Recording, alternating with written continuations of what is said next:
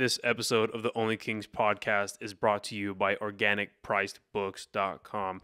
Guys, there's not been a better time to get into collecting comics, and OrganicPricedBooks.com has multiple formats such as the Omnibus, Deluxe hardcover, and trade paperbacks at huge discounts, such as The Amazing Spider-Man Volume 5, originally at $125, marked down to $80.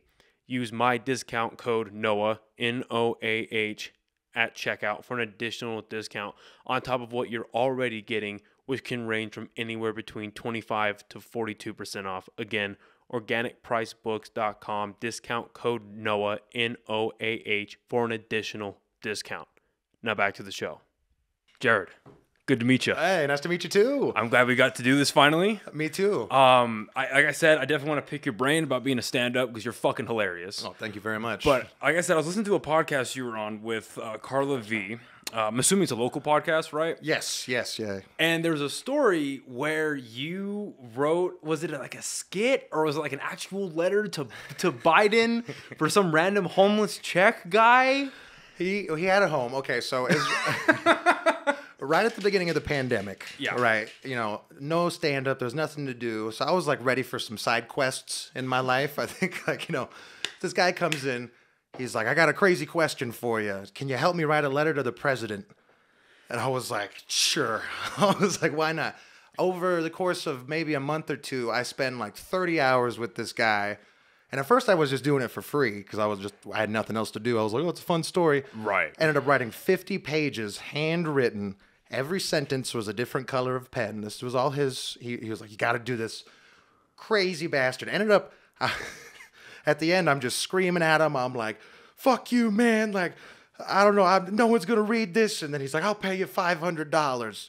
And I was like, tell me what to write. And okay. So I finished it. Yeah, it's a lot. Holy shit. So where did you meet this guy? At work. I work right across from the university. Okay. At a t-shirt shop, New Mexico look. Oh, okay. Next to Frontier, right? Yeah. Okay. Right there, yeah. Okay. It's pretty sweet. So he just came in. I guess he was just asking people all day. And someone had wrote the first 5 pages, so he convinced one other person to start, and then they were like, no. So there's 3 people on the watch list now. Right. I made sure my name was not anywhere on any of that. He looked up Joe Biden's neighbor, and he was like, this is where we're sending it to. And I'm like, it's a terrible idea. So there's a letter. My handwriting is in the garbage of Joe Biden's neighbor's So house. Are we talking like White House neighbor or neighbor in Delaware? Delaware. Oh my God. You see, when I think letter, I think maybe 1 to 3 pages, not necessarily front and back. When you start getting into like the 20s, maybe even in the 50s, that's a manifesto, dog. Exactly. That's what I call it. Yeah, it's like his manifesto. It was all about how Trump is mafia, and he has this whole like the way to cure COVID, all these things. And I was like, you didn't look any of this up, did you? I was like, you don't know what you're talking about. He's like, write it down. I'm like, He just sounds like a homeless Alex Jones. Holy shit. He's from the Czech Republic originally, very Czech, formerly Czechoslovakia. Yeah. Got a giant history on that. I couldn't remember most of it. I was pretty drunk through most of it. I was just like, I don't know what's going on here. He was feeding me Czech beer, and he's like, keep writing for me. And that's what. Yeah, I would need to be on a couple stimulants to figure out what the fuck. Like, what? Not even what's going on, but what did I do in my life to lead myself to be writing a manifesto for the? Was he president at that point? No, because it was during the pandemic. It was right before he was president. It was right before he got. I think he was already elected. Okay. And so it was this whole thing about how Trump is mafia. And he just kept saying, right, Trump is mafia. Write that down. I was like, I wrote it 20 times on this page. He's like, write it again. Oh my God. One of the funnier things I think about when like the pandemic was kicking off is like, I think maybe it was 8 or 9 months into it when Trump got COVID. Yeah. And because up until then, everyone's losing their mind. Right? It's like, oh, it's going to kill all the old people. It's going to kill the kids. We're going to see like crazy mortality rates, right? And then Trump gets it and beats it in 3 days. I look at that and I'm like, okay, I get that he has like the best healthcare. He's the president. We got to keep him alive. But like, let's look at the facts, man. This dude has done enough cocaine to knock out Scarface 3 times, right? Now, he doesn't drink, but I'm sure he's done enough. Allegedly. Blow. Yeah, allegedly. And he's 74 at the time, overweight like nobody's business, and he chokes down McDonald's every other day. Yeah, he is exactly what COVID is aiming for. Yeah, he's the prime suspect to be like, we got to protect that dude, and he kicked it in 3 days. So I was like, why are we not like just hightailing everything from whatever they pumped him with? Just give like the down version of that. Pump that out. Can't make money off of that. Come on. You're saying Pfizer wants to make money off of jabs? That doesn't sound right. Getting jabbed. Yeah, I don't know. So, and it's a separate subject, but I can't help but notice that you have a Spider-Man cat on your arm. Spider cat, yeah. My fiance got that for my birthday. Okay.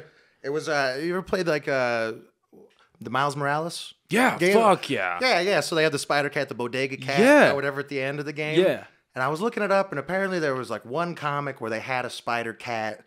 And I don't know, I just want a spider cat. Thought it was cool. I was just like, hey, why not? I gotta Look, say, I always loved Spider-Man. That was like my first, the first superhero movie I saw as a kid. same. Yeah, Same yeah, here. Tobey Maguire. Yeah. Yes. yeah. The GOAT. Yes. Absolutely. So Fuck yeah. after the new one, I was just kind of jumping on the bandwagon, but I was like, I want to get something not everyone has. You know, That's mix it fucking up a little hilarious. bit. I'm a pretty fucking sweaty nerd. I've never heard of the Spider-Man cats. I gotta look into that. That's funny. It was like one thing. I don't even know if it's real. It's some split off of some other Right. cats, like Earth 999 or some.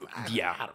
Who even knows? It might be fake. But hey, you know, starting a trend. We're gonna have Spider Cat tats in the future. That's a fucking clever tattoo. That's so my Spider-Man tattoo is Tobey Maguire. It's like the end of the first movie when he's all beat up from the Goblin and he gets the grenade to the face and he's all tattered and shit. Hell yeah. Okay, So okay. what did you? Now we're on the subject. What did you think of No Way Home? I thought it was great. I haven't watched all of the Spider-Mans, but I've seen at least 2 from each of the iterations, you know, from each guy. I thought it was great, man. It was one of the first movies I saw back in theaters, and I remember me and my buddies were just like cheering when we saw all the guys coming. We're like, "Ah!" I felt like a kid again, man. It was great. No, those watching movies like that in a full audience like is a cathartic, almost religious experience. You know, because I remember like when Endgame came out. Did you watch that like opening night? I honestly haven't seen most of the Marvel movies. Okay. I'm going to. Okay. The new one made me, I was like, why have I been missing out on all these Yeah. Marvel movies? Yeah. I've seen a few of them in theaters here and there, but I do want to dive into the whole timeline. And just the stuff that's that big kind of freaks Yeah. me out. I'm like, 27 movies or whatever. I'm like, it's so much time. It's a lot now. I never thought we'd be here. Honestly, I think it's fucking insane. But I remember, I'm gonna spoil the fuck out of Endgame, but I'm sure you know what happened. No, yeah, at this point it's fine. Yeah. Yeah. Put a So spoiler. just when it's like when Cap picked up the hammer, or like when the Avengers Assemble moment happened. I mean, that was like a sports arena, people cheering. But like, I can imagine. but watching No Way Home and seeing Andrew, it was funny. Because have you seen WandaVision by chance? The TV show about. I have not. No, I have not. So No. do you care about spoilers for that? No, go Okay, for it. Go so- for it. Yeah, whatever. So there's a part, like, I think it's episode 5, where Wanda, she gets a knock on the door very into the episode, and you see silver hair, and it's Quicksilver, her brother. But it's Quicksilver from like the Fox movies, the X-Men movies from that Fox made. Okay. So it's Evan Peters, if you know who that is. Yes, Yeah. yes. So it's Evan Peters' version of Quicksilver, and everyone lost their mind. Like on the internet, it's like, oh fuck, the X-Men are here.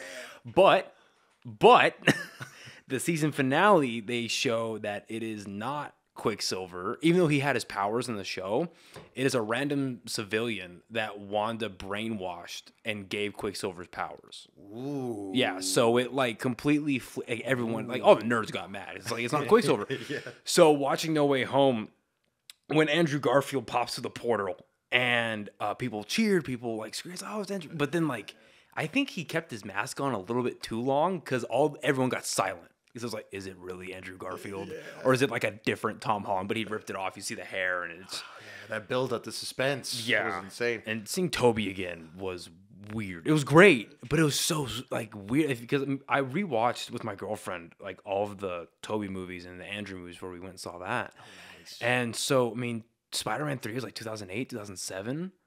It's like 13 years later. That's the one with the emo Toby, right? Oh, Yeah, okay, Bully okay. Maguire. Yeah. So, seeing him old is just so crazy. But I mean, that part, what made that movie great, in my opinion, one of the things that made it great was it had little like heartfelt moments that really like connected all three Peters. Like the part where they're on the scaffolding and Andrew Garfield cracks Tobey Maguire's back because he's old. I thought that was genius. I was wondering if they were going to CGI him to make him look younger, but yeah, they went with the old thing, which I thought was great. You know, why not have an older Spider-Man? Yeah.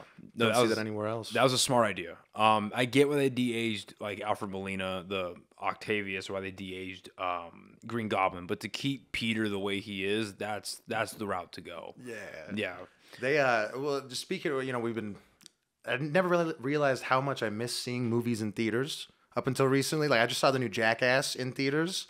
I feel like it was like a religious experience. You know, I grew up when I was way too young to be watching Jackass, but that was all I could watch. You know, I was like, oh my God, most amazing thing. And so to actually see it in theaters and have everyone just dying laughing, I mean, it's pretty much the same. I went back and I watched the whole show and all the movies again, and I was like, it's kind of the same 5 stunts. Yeah. Over and over again. But I will watch it every time. It's just such pure comedy. Just people getting hurt and everyone's dying laughing. Well, I think what's great about Jackass is the skits are funny and the stunts are out of this world, and the movies just take it to a whole nother level because they're not inhibited by like a TV-14 MTV rating.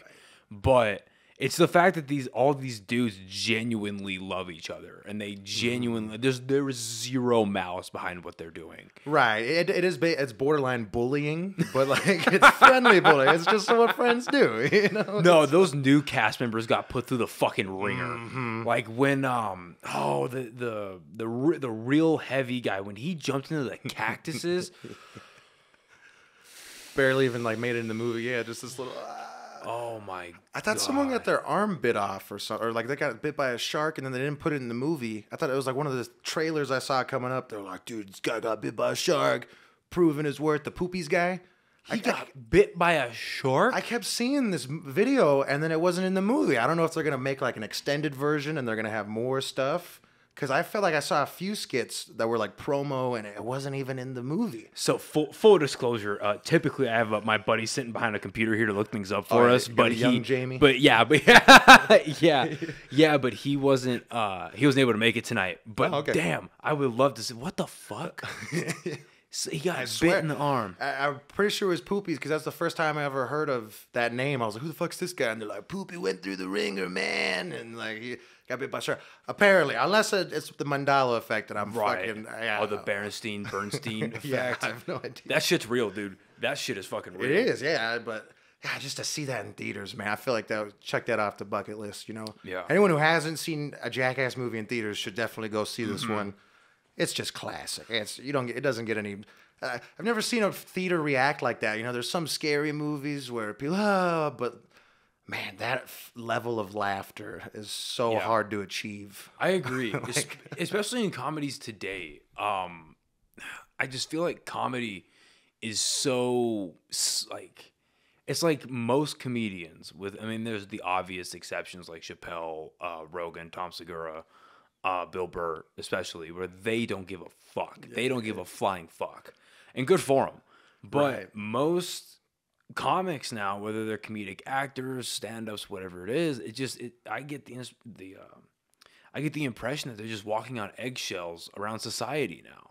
I mean, you say the wrong thing and you get canceled, and whether it's their PR team or it's them themselves giving out this apology, you're just like, you're telling the masses you won. Good job. Right. You know what I mean? Well, the job is to kind of toe the line. And it's hard when you can't let people fail in comedy. Right. Say like, well, yeah, because then we can't find out where the line is. At that point, something's too far. Great, it's too far. But it's still coming from the same place of trying to just make a bunch of strangers laugh. Right. At a certain point, it's not like they're malicious. We're not running for office or doing any of these crazy things. And I don't know, people get confused. Like, say one bad joke or just something they don't agree with, and it's like, all right, well then don't agree with it at that point. You know. And I get what you're saying, and you're right. But what I think is crazy too is like these comedians today, I see them getting ridiculed, and then some of these articles that I'll read in the same breath, like, well, this is offensive, and they shouldn't be da da da. man, I miss Richard Pryor. And it's like, you realize 2 of his albums have the N-word in the title, right? Yeah. Like, what the fuck are you talking about here? You know what I mean? That makes 0 sense to me.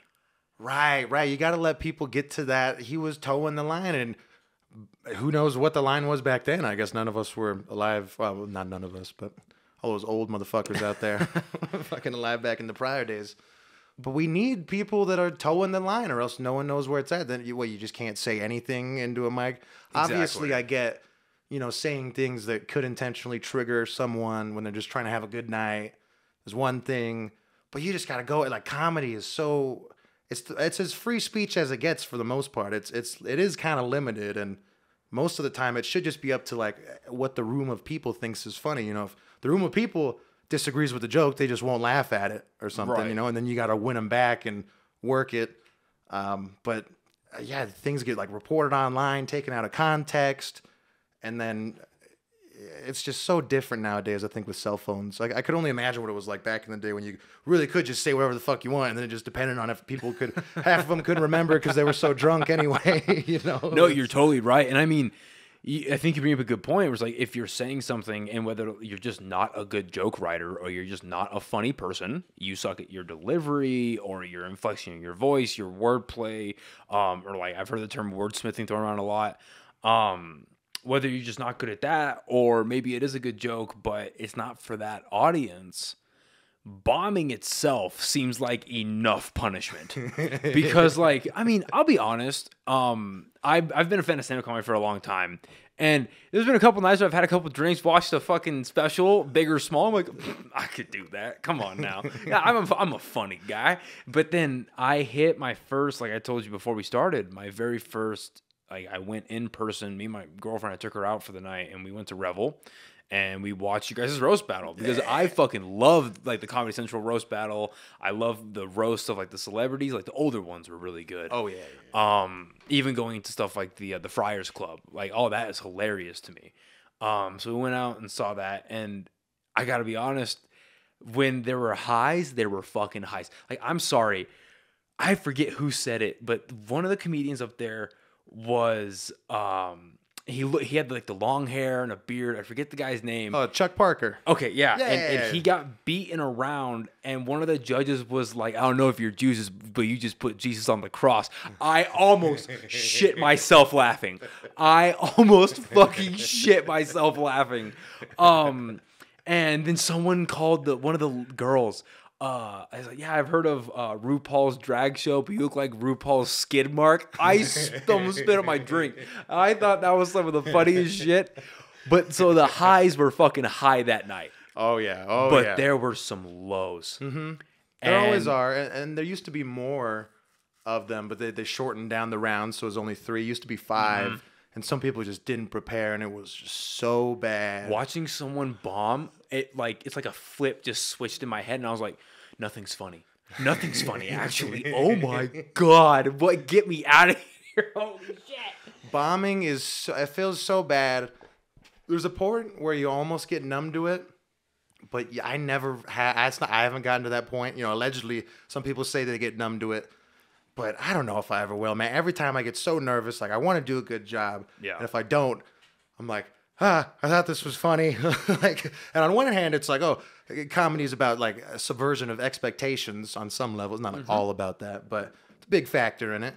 And I think Norm Macdonald would always say, he's like, well, I go up there trying to make people laugh, and I say something that you didn't think was going to be funny, and it's funny, then you laugh. And if you don't laugh, then I thought you were going to laugh, so then it's funny to me.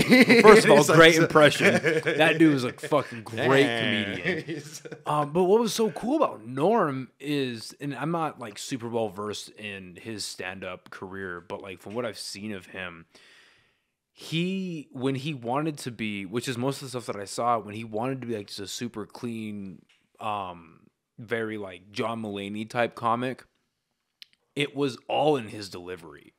Very much in like the polar opposite, where like an Anthony Jeselnik, where he is like one of the most, like not even like vulgar, but like darkest comedy you could ever come up with. But the fact that he says it with a stone face, and even like watching his special, it's like he's staring you in your soul and saying, laugh at it. You know dead babies are funny. Laugh at it. It's like, oh my God. I know it's the line because like some things you're just not supposed to say, and some people think just saying the thing you're not supposed to say is what makes it funny. But like, yeah, there's got to be like layers to it. It's got to be a joke. Like, you can't just say the thing you're not supposed to say. The whole subversion of expectation. Like, oh, the thing I'm going to say something nice and I don't. That just gets you banned from open mics. Like I've seen that so many times. People just go in there, just try to say, shout out Troy Wilson, one of my mans. But it's like always, you know, sometimes focus more on being edgy than just being funny. And he's got some of my favorite jokes ever. And some people will get into this. He's one of my friends, so I can say this. He's got some of my favorite jokes in comedy.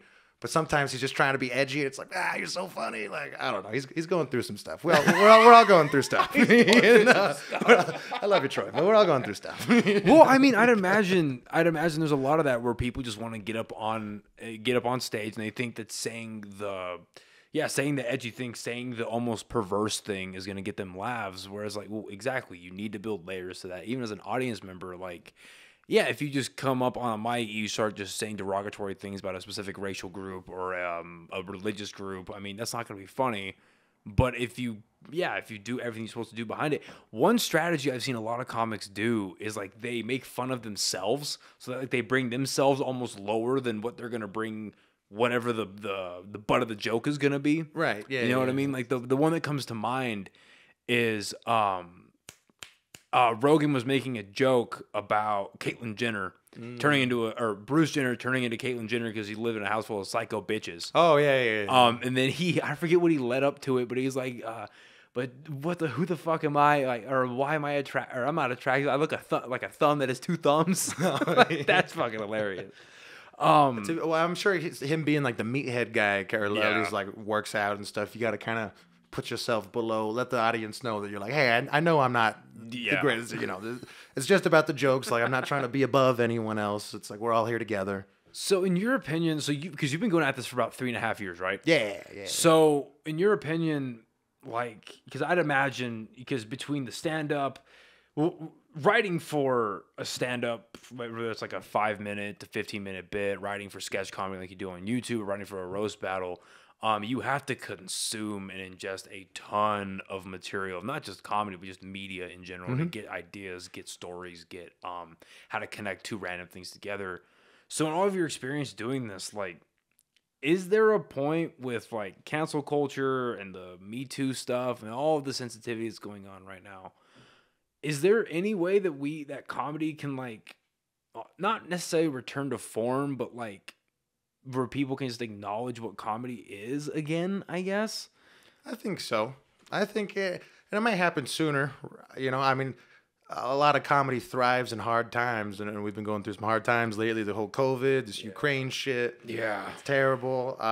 But people need laughs like more than ever. You know, you see it. Yeah.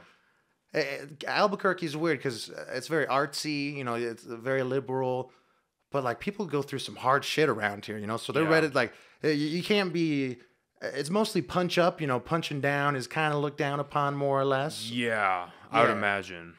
But people are a lot of times they're ready for it. They're ready to hear some shit. You know, especially at the roast battles, because I think people from around Albuquerque, they love talking shit, and it is a great outlet for people in general, just to have like a creative thing to. Everyone knows it's all fun and game. Like it's. I mean. Sometimes there's money involved at the end, which is nice, you know, to win. You know, shout out that. But yeah, Evan Ronzi, he's the guy that puts them together. Went to Sandia with me. There's some great shows, man, out there. That Buck D, the guy that hosts, amazing. Yeah. I was on his podcast recently with Chuck Parker. Oh, awesome. Yeah. Chuck's great. I just filmed a sketch with him yesterday too. I got like 2 of them coming out pretty soon. Oh, sweet. Fuck yeah. See, in like after going to that roast battle and seeing a couple of your guys' social media presence, there was granted, does it surprise me? Not at all. But there's this like whole community of comics in Albuquerque that I had no idea about. There's a lot, and there's a lot of really good comedians out here. Yeah. There's a lot of bad ones, you know, just depends on the night. could all do great. You know, I did the Gong show the other day. Okay. It's the Buck D hosts it, and there's some judges, and you go up. You got like 5 minutes, and at any point, a judge can just go up and hit a gong. You know, which is cultural appropriation. But you know, but they go up and hit a gong, and then you're done. They talk about it, whatever. I got gonged pretty early. I was talking about some Ukraine stuff. Oh, no. Just kind of like, well, that's all I could think about. I got a buddy that is in the reserves right now, and he might have to go out there, and he's just kind of freaking out about it. And so that's all I could think about. Got gonged right away. What did you say? How long? Okay, first of all, how long did you last? It was only like a minute or two. It wasn't. I was getting some laughs, but like it wasn't my best material. You know, Okay. It's just all I could think about. There's part of me that's like, I just want to go up there and talk about the stuff I want to talk about because it's all I can think about right now. It was fresh to shit. My buddy got the letter from the Marines, and he's like, "Hey, you're still with us for 2 more years." So he's like, Just a reminder, we still have your ass. Yeah, And your chain actually comes out of your asshole. So whenever we want to tug, just don't clench, dude. It's gonna make it worse. Yeah, exactly. But so yeah, I don't know. It was you know, maybe it wasn't the most tasteful of jokes or whatever, but I don't know. I thought it was fun. Well, I mean, you're right. I guess there are some things that no, in my opinion, you can laugh at anything. I think timing is everything. Right. Because I mean, I've heard jokes about school shootings immediately after Sandy Hook happened. And I'm like, okay, that's fucked up, but that's funny. You know, I can't think off the top of my head, obviously, but like Sandy Hook didn't happen. Hilarious. No, I'm just kidding. Alex Jones. Oh my god. Oh my god. He really shot himself in the foot with that one, didn't he? Back then. Well, I think that like he would have a little bit more credibility if not that I'm like an Alex Jones advocate, but he probably would have more like, you know, if he didn't say that, he might be on a better side. Who knows? I haven't seen much of him. I've only seen them on like the Rogan show and stuff. And I think he's very entertaining. I don't necessarily go to him for news, but We'll see. What's crazy about him though is like a lot of the things that he had reported on in the last like 10 years, 12 years, a lot of that is proving to be true when he was called an absolute maniac for it. Like my favorite one to bring up is the easiest one is the old turning the frogs gay. Fiasco.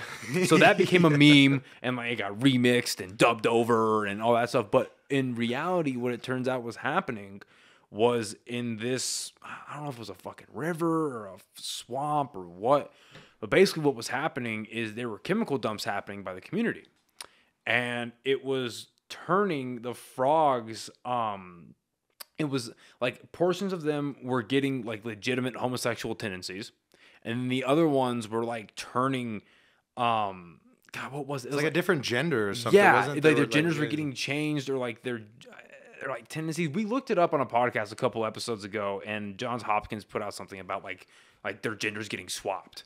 Like they were becoming like transvestite frogs. Yeah. So by definition, gay, I guess. Well, because gender is fluid, just like water. You know, so that's how it's the fluidity is making them get homosexual. Dude, like that shit just like, look, I gotta be honest, I became not like devout, like go live in the woods, have like a bunch of guns and crops libertarian, but like I became very like in the middle, which during the pandemic, which I think a lot of people like finally, because up until the pandemic, it was if the government fucks up, our system's a fail-safe, it'll be okay, like don't worry about it. Like we got through the housing crash, we're dealing with Iraq and Afghanistan, we'll be fine, right? But then COVID happened, and it's like, oh, so if the government fucks up, we're actually screwed. Okay, so everyone, I think a lot of people went down the middle. Right. But, yeah, where's I going with this? I had my train of thought, and my fucking ring thing just screwed Yeah, I was me about up. to say, was it? We got a delivery. That's my ring system, because, you know, we're not in the best part of town. But anyway, I don't know, man. I just, back to my point about timing and laughing. I think, like, people do need laughter.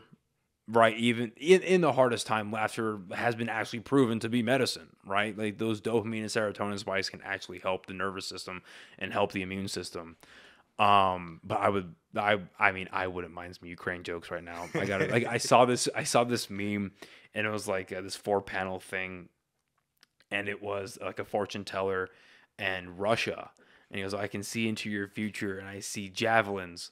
Oh my God, that's a lot of javelins. And then Russia started sweating. So I don't know if you know what's going on over there right now, but a bunch of NATO forces are supplying the shit out of Ukraine. And I guess because the Russians are coming in with a bunch of their tanks and APCs and all this crazy shit. And the Russians are just using these javelins. You know what javelins are? Yeah. So using these javelin systems. I played Call of Duty. All right, come on. Modern Warfare 2, come on. All right. Yeah, so they're using these javelin systems that absolutely just knock them off the roads. What fell? As a pink record. I'm Oh, not my record sure. fell. What record is that? That is, I'll pick it up. That is my Run the Jewels. Ooh. Okay. No, I don't know. The jokes were a lot of joke. I see comedy as just like a math problem. A lot of the time, you know, it's like this plus this equals that. I'm paranoid without my producer, so I'm gonna check the do it. cameras. But yeah, continue. Yeah. So I see, you know, I'm just like, oh, these two things are connected, whatever. But I don't know. The jokes were just they were combining the 2-2-2-2-2 date thing. Kind of lame. I probably deserve to get gonged for him, but it was just like, oh, everyone's like, oh, the date's so significant, and it's like, well, yeah, because as of that day, anywhere from 2 to 22 countries are about to go to war, unfortunately. You know? It was, That's funny. Fuck you. That's funny. and it was like, oh, 2-2-2-2-2-2. That's the same sound that machine guns are making in Europe, and I'm like 2-2-2-2-2-2-2-2. I don't know. Maybe not the most tasteful, but I think everyone was like, I don't want to think about war right now. Get off stage. Fuck you. That's funny. That is fucking... You know, I didn't really, like... And I still don't believe in fucking, like, astrology and all my signs. And I'm a Capri Sun. You know, whatever the fucking is, right? But on 222, I will say, it was a good day of fortune. I don't know what happened or what, like, stars actually aligned. But my girlfriend got her order paid for her at Starbucks. The person ahead of us paid for her order. And I got a comic book in the mail 2 days early. So, hey. It was a pretty good day. Small victories. Yes. Yeah, we need some of those right now. Anything. Because we're filming this. Today's the 1st, right? Yes. Yeah, so today... Women's History Month. Yay. That's why you had me on, you know, Women's History Month. Yes, all women. I believe all women. There's a bit, I don't know who I think it was Bill Burr, and it was about believing all women. Like, you can't believe anything. I can't believe all men. I can't believe all politicians. I can't believe all news people, you know? But, so... Oh, fuck, what the fuck? Oh, why am I so brain dead tonight? Okay, so today is the State of the Union with Biden. Oh. And so I'm very curious to see how that goes down. Because I never really gave a fuck about the State of the Union until Trump became president. Because watching him give the State of the Union address was absolutely fucking hilarious. Not only just because he's a, like, absolute goofball of a president, well, he was, but just everything in the background. It's like the Democrats, they went out of their way to body language wise to be like, I hate Trump. Like, what was it? It became a meme when Nancy Pelosi ripped the fucking speech after Trump was done. It's like, bitch, what is wrong with you? Some poor intern now has to reprint that speech because they keep records of those. You fucking bitch.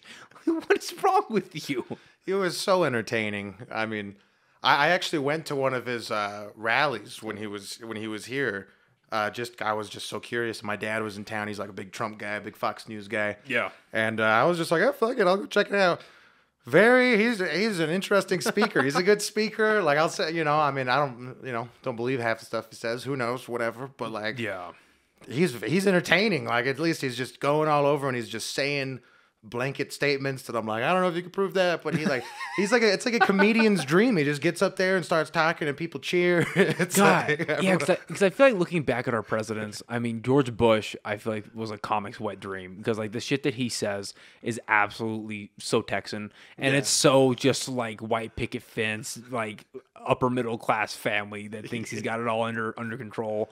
And he's just so pro-America, which is great, but almost to a fault. Right. And then Obama was like the very professional, very well put together. He was very, you know, and looking back on a lot of his criticisms, like I don't agree with everything that went down. And obviously I'm honestly not educated enough as I should be to make criticisms. Me neither, yeah. Right? But I know a lot of the backlash was like super racially driven, so that's kind of fucked up. Mm-hmm. But then we go into Trump and it's like, oh my God, we're going to build a wall.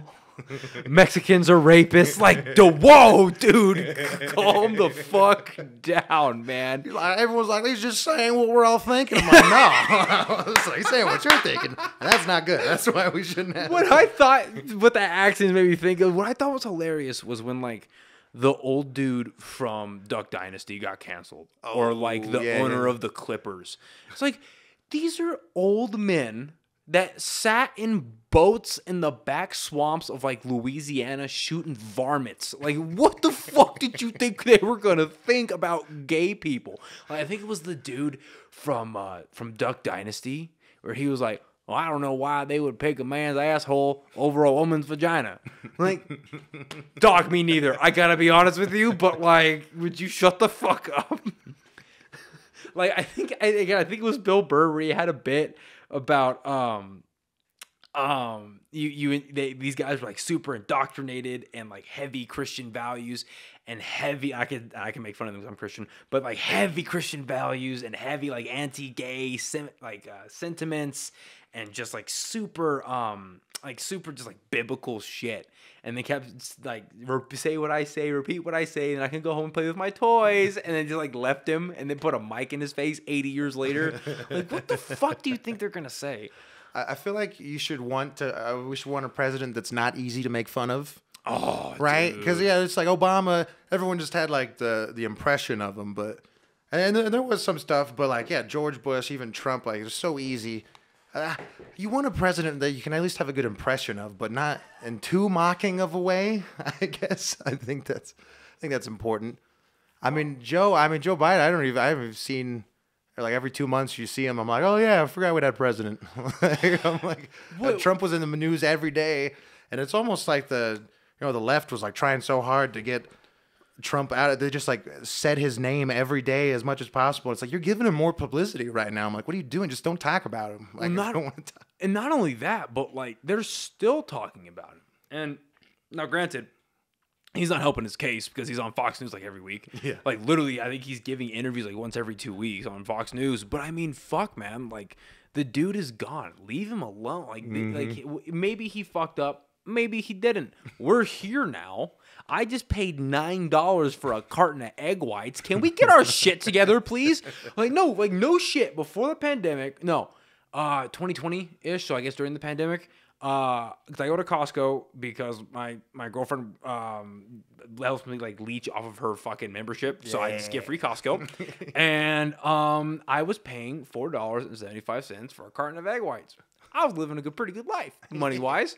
I just paid $9 today, and I fucking cried inside. Like why am I paying $9 for liquid like nothing? It's oh my god, it's insane. You're really paying $9 for a carton of eggs? So what it is, it's like a box. Because you're a bodybuilder guy. Yeah, so it's like a 6-pack of these like little like remember like the milk you would get at school. Oh, and that's where you like peel it open, and then if you gotta drink it quick enough, and now you're gonna drink fucking like disintegrated paper, pretty much. Right. Yeah, so it's like that kind of thing, and it's a 6-pack, and it was like $5, and now it's $9, and I'm like, what the fuck? Yeah, and the bougie eggs, Yeah. Fuck, man. Gotta separate them yourself. Save that coin. Oh, I know. In this economy, I'm just too fucking lazy. Oh my god. But no, tonight's the State of the Union, and again, like I said, I never really got into it till Trump because he's an entertainer. He was never a politician. He's an entertainer. And I just want to see just the absolute bullshit that they're going to feed Biden. He's like the poor guy. Like, I feel bad for Biden. I'm going to be dead honest. Like, I don't like the guy and I don't like what he's representing right now, but I feel so bad for him. It's like you went to the local old folks home, got like the relatively most cognizant demented guy, shot him up with steroids and said, go speak. It's rough. Seeing the videos of him, I'm like, that's not a good image. It's total opposite of what we just had, but two total opposite. Like, it's way far gone at this point. I'm like, what's insane because like you look at him and I can't even tell you how many times he like approached a podium. He goes, well, I'm gonna take questions even though they told me not to. Or he goes, oh, well, I got my nose to say what they want me to say. And it's like, motherfucker, we know this is a corrupt office, but could you at least act like it's not?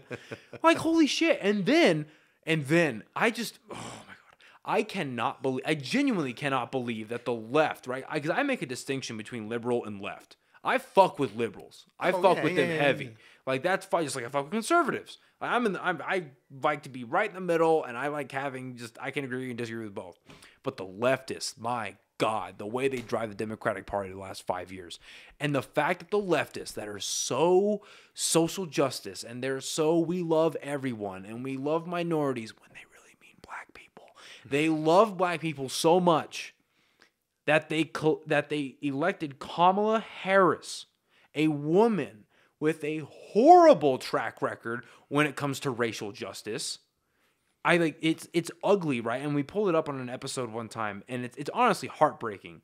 But like there is a collage you can find where it's Kamala Harris smiling, but if you zoom in on it, they're like miniature pictures of every black person that she's put in jail for either wrongful convictions, that she has kept in jail and held evidence from so they won't get out of jail, or that she has wrongfully kept on death row. It's like upwards of 4,000 or some shit. Yeah. She was a judge, right? No, she was a prosecutor. No, she was the DA. I think she's a district attorney. She's either district attorney or the attorney general. Okay. This is why I have someone looking things up because I'm a fucking moron. But yeah, like so, just to see them elect her and she's immediately hated. When's the last time you saw Kamala Harris? Like the border incident, right?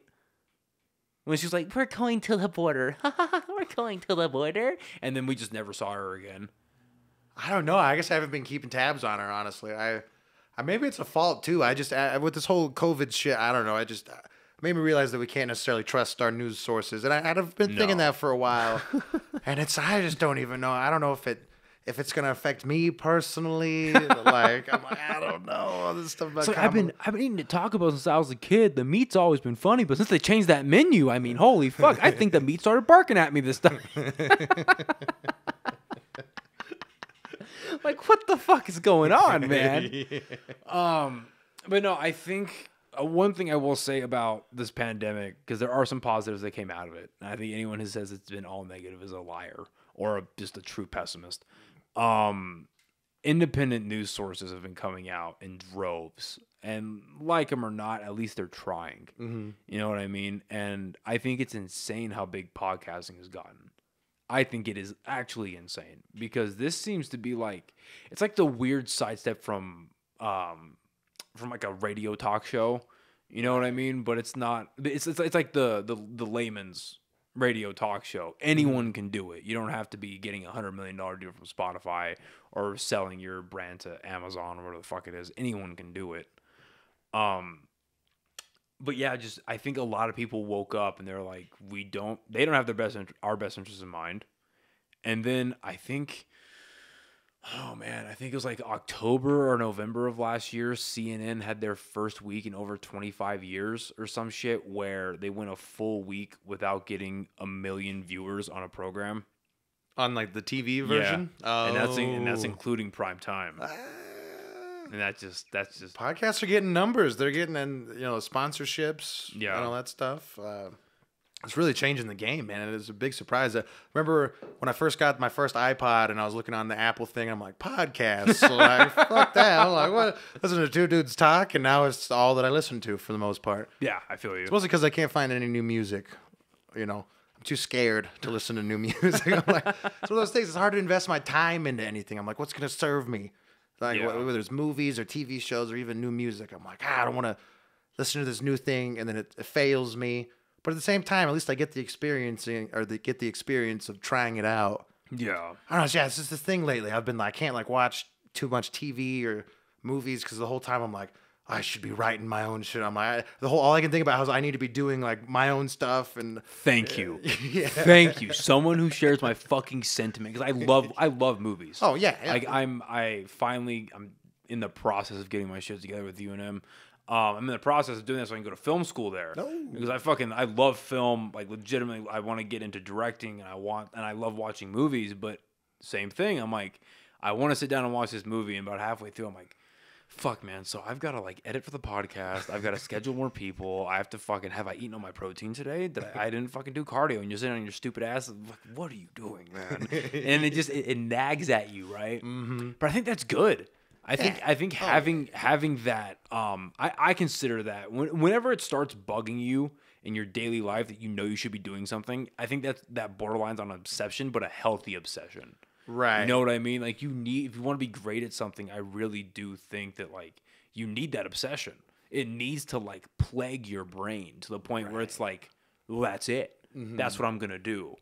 Right. And it's like towing the line between being, I was thinking about this, like towing the line between being self-serving and like selfless. Because we're doing these things like to help ourselves, but the goal is to like help others along the way, you know, whether it's like the sketches or stand-up or whatever, like, if other people weren't listening or watching, like, there'd be no point, you know? Right. You got to have the other people involved in it. And you're talking about directing. That shit's rough, man. You think of directing, like, short stuff or, like, full-length stuff? I can only imagine doing the skits and stuff at my level. It is so frustrating. It is so much work that goes into the planning. Yeah. Well, I'm also trying to act, and, like, I write the whole thing. Being the whole means of production is insane, but I think that's the future, is to not rely on these big companies like, oh, what's going to get bought out? It's like, we can just make the stuff at this level. I mean, people have the know-how, they have the technology, they just got to have the will and like a drive to do it. And a lot of stuff can happen, man. I don't think that's the future is like these independent things, kind of like we're talking about the sponsorships for podcasts or even Patreons. A lot of these things we don't need. These big fucking CBS or whatever, like, and then they just water down all this shit that people don't want to see, and it just to make it more palatable for people that still watch TV. Who the fuck watches TV nowadays? Like, what? No, we want to get in people. I think the idea is like getting people's phones and computers, mobile shit, because that's everyone's lives, which kind of sucks. You know, everyone's addicted to phones, but it's another way to keep people happy and keep people entertained. Yeah. So, and I agree with you with a couple. I agree with everything you just said. Sorry, that was a lot. No, that was awesome. But with that first part what you said, where it's like, yes, when you are pursuing something that you that's a dream of yours, you do become self-serving, and you have to be, right? You have to be, but along with, you know, eventually you'll be helping others. I think one great way you end up doing that is like you end up just creating, if you're good at it, right? This all comes with a caveat, or at least whether you're good at it or you're genuinely, people can see that you're genuinely trying, right? You're genuinely putting your heart and your soul into this.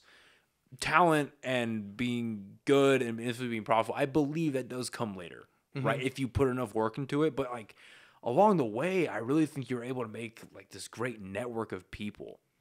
And I found that with podcasting, like I've only been doing this for,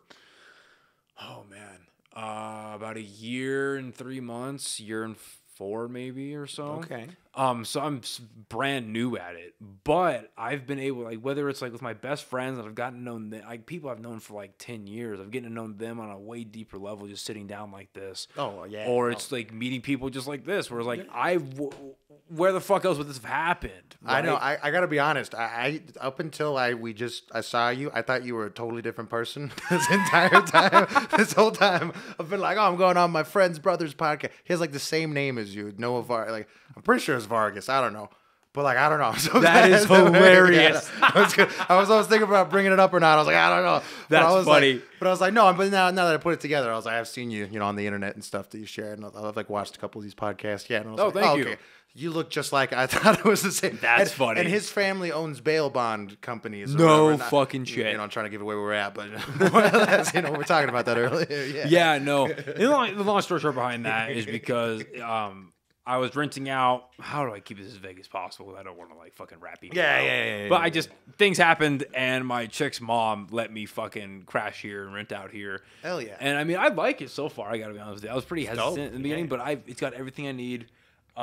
It's like I've had a problem over the years with like just attaining a lot of shit that I don't need.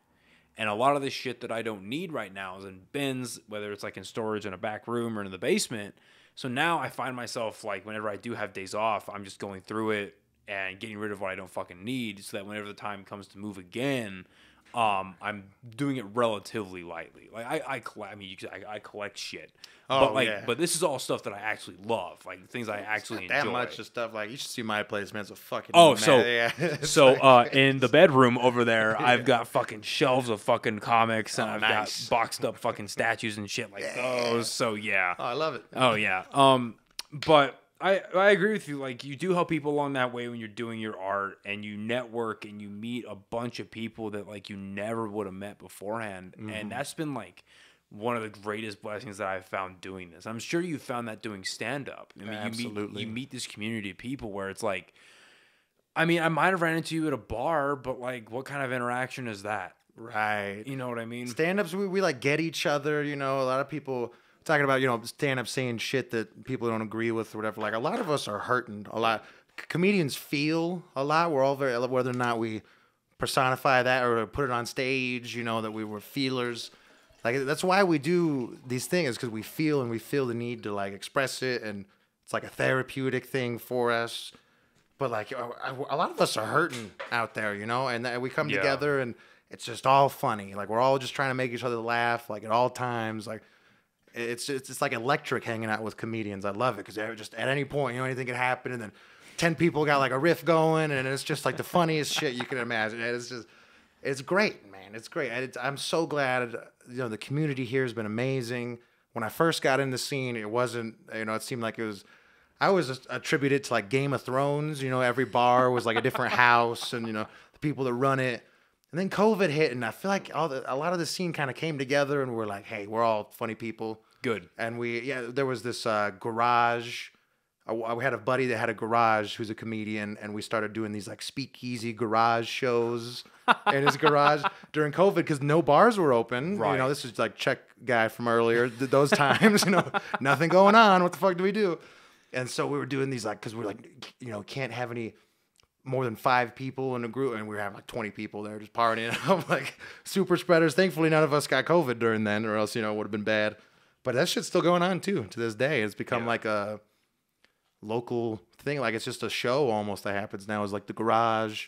It all started from me and my buddies were just like, we should fucking do something. We're all gonna kill ourselves. What do we do? Like, Well, I couldn't imagine that. Well, because like for me, I get what you're saying, because like when was it? So around like November-ish, November of 2019, I had to do I spent some time out of the country.